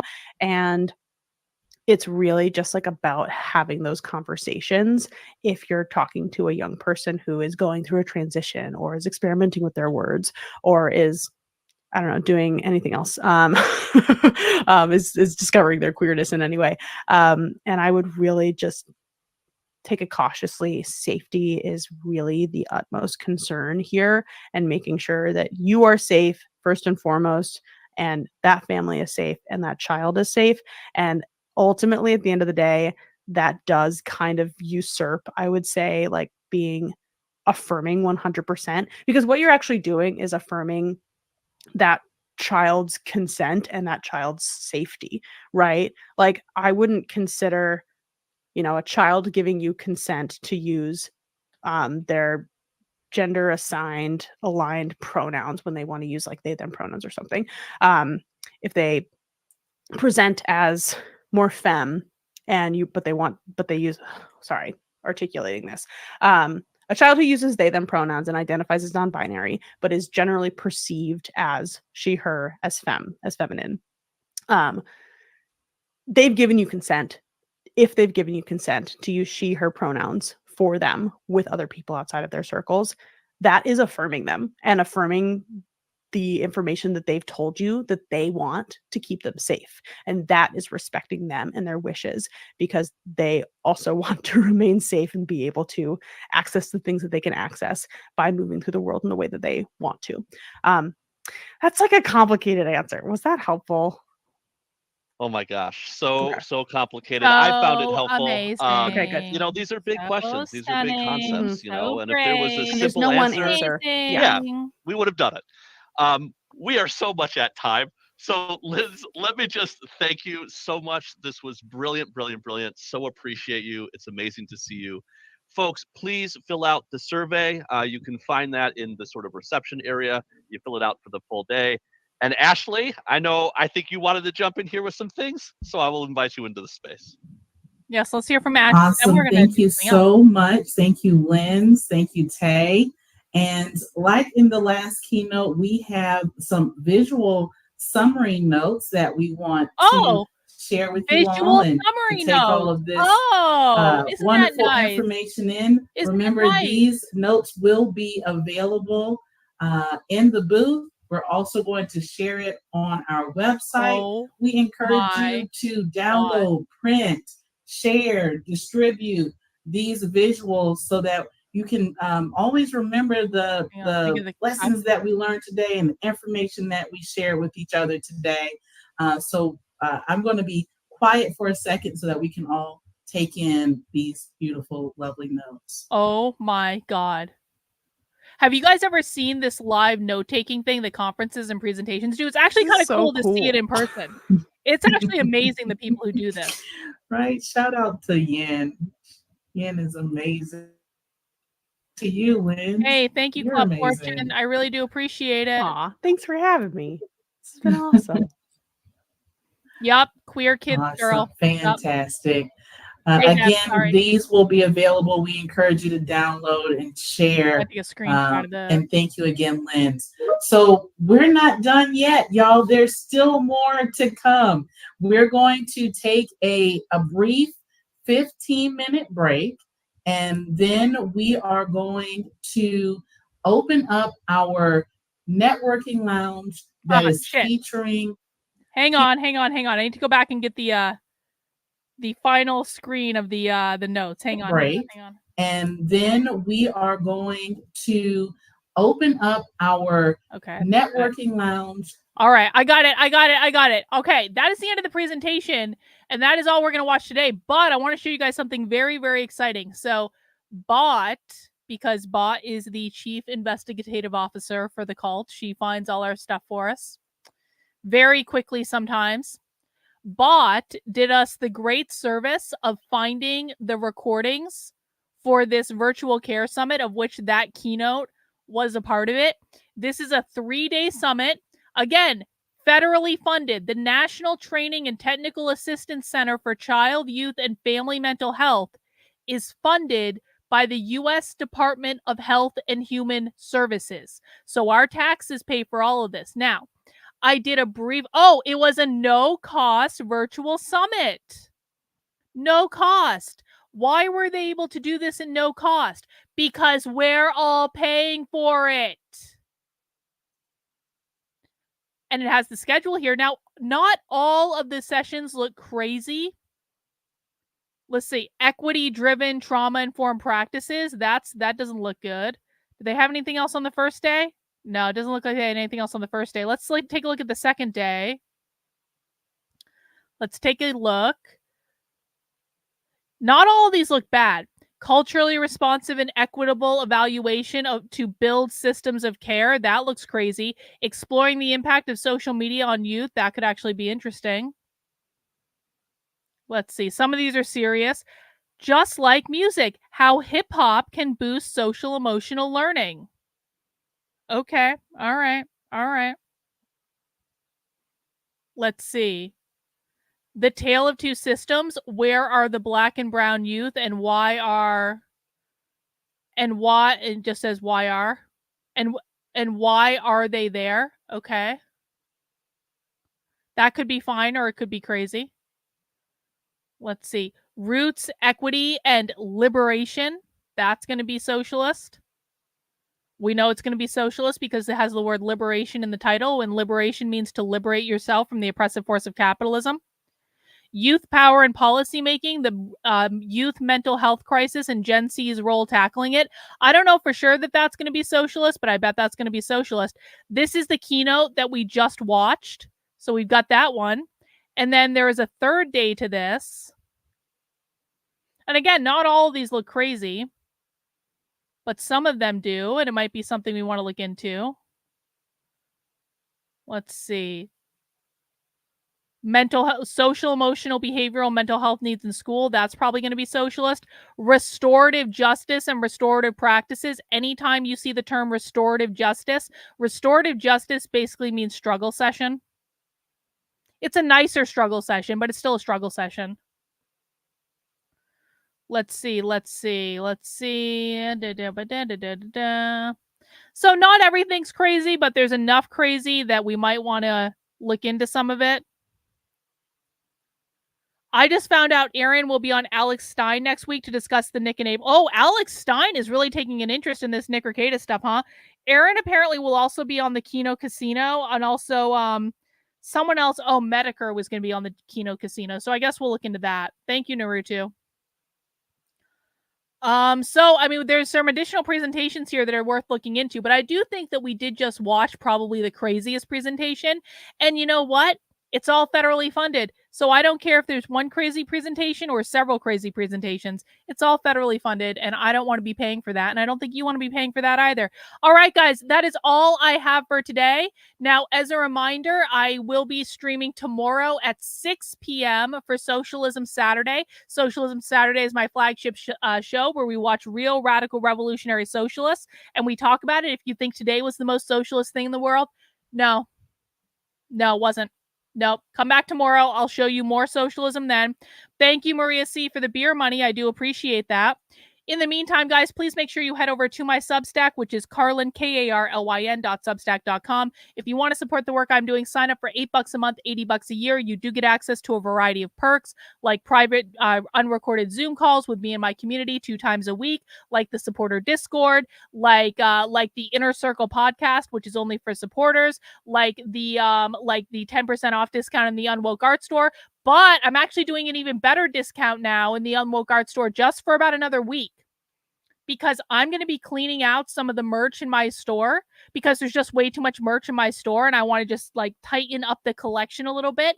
So for the rest of May, if you go to unwokeart.com, link in the description below, you can buy anything.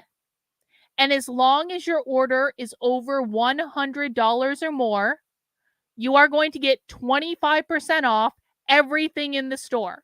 So it's going to be a great time to stock up on all the goodies that you want, because I very rarely do 25% off discounts. And I've never done a 25% off discount that is 25% off everything. The only criteria is that you do have to buy $100 or more worth of merch. But if you get a couple things, like that's not even that much, right? You're going to get some t-shirts, maybe a hoodie that you've been looking at, maybe a really cool print. There's a lot of cool stuff in the store, and you can get gifts for friends. Actually, shout out to Denise. I'm not going to say Denise's last name, but Denise, if you're watching, Denise has been ordering a lot of stuff lately, and Denise has even gotten herself some free stuff because she's ordering so much stuff. And I appreciate that, because guys, every purchase in the store does go to fund the work I'm doing, and my stuff is cool. I have the coolest merch on the internet, and you cannot convince me otherwise. My merch is cool. My merch is stuff that people actually want to wear, and this will probably be the only time all year, maybe with the exception of Christmas, that I'm doing 25% off in the store. So go get yourself some stuff, yo. Go get yourself some gifts. I've got a lot of cool stuff in there. Check it all out. And the way you get the discount code is by using the discount REDMAY, REDMAY, REDMAY in checkout. And that's how you get your 25% off discount. All right, guys, that is all I have for tonight. I hope you all have a glorious rest of your Friday night. Thank you for spending some time with me. I will see you tomorrow at 6 p.m.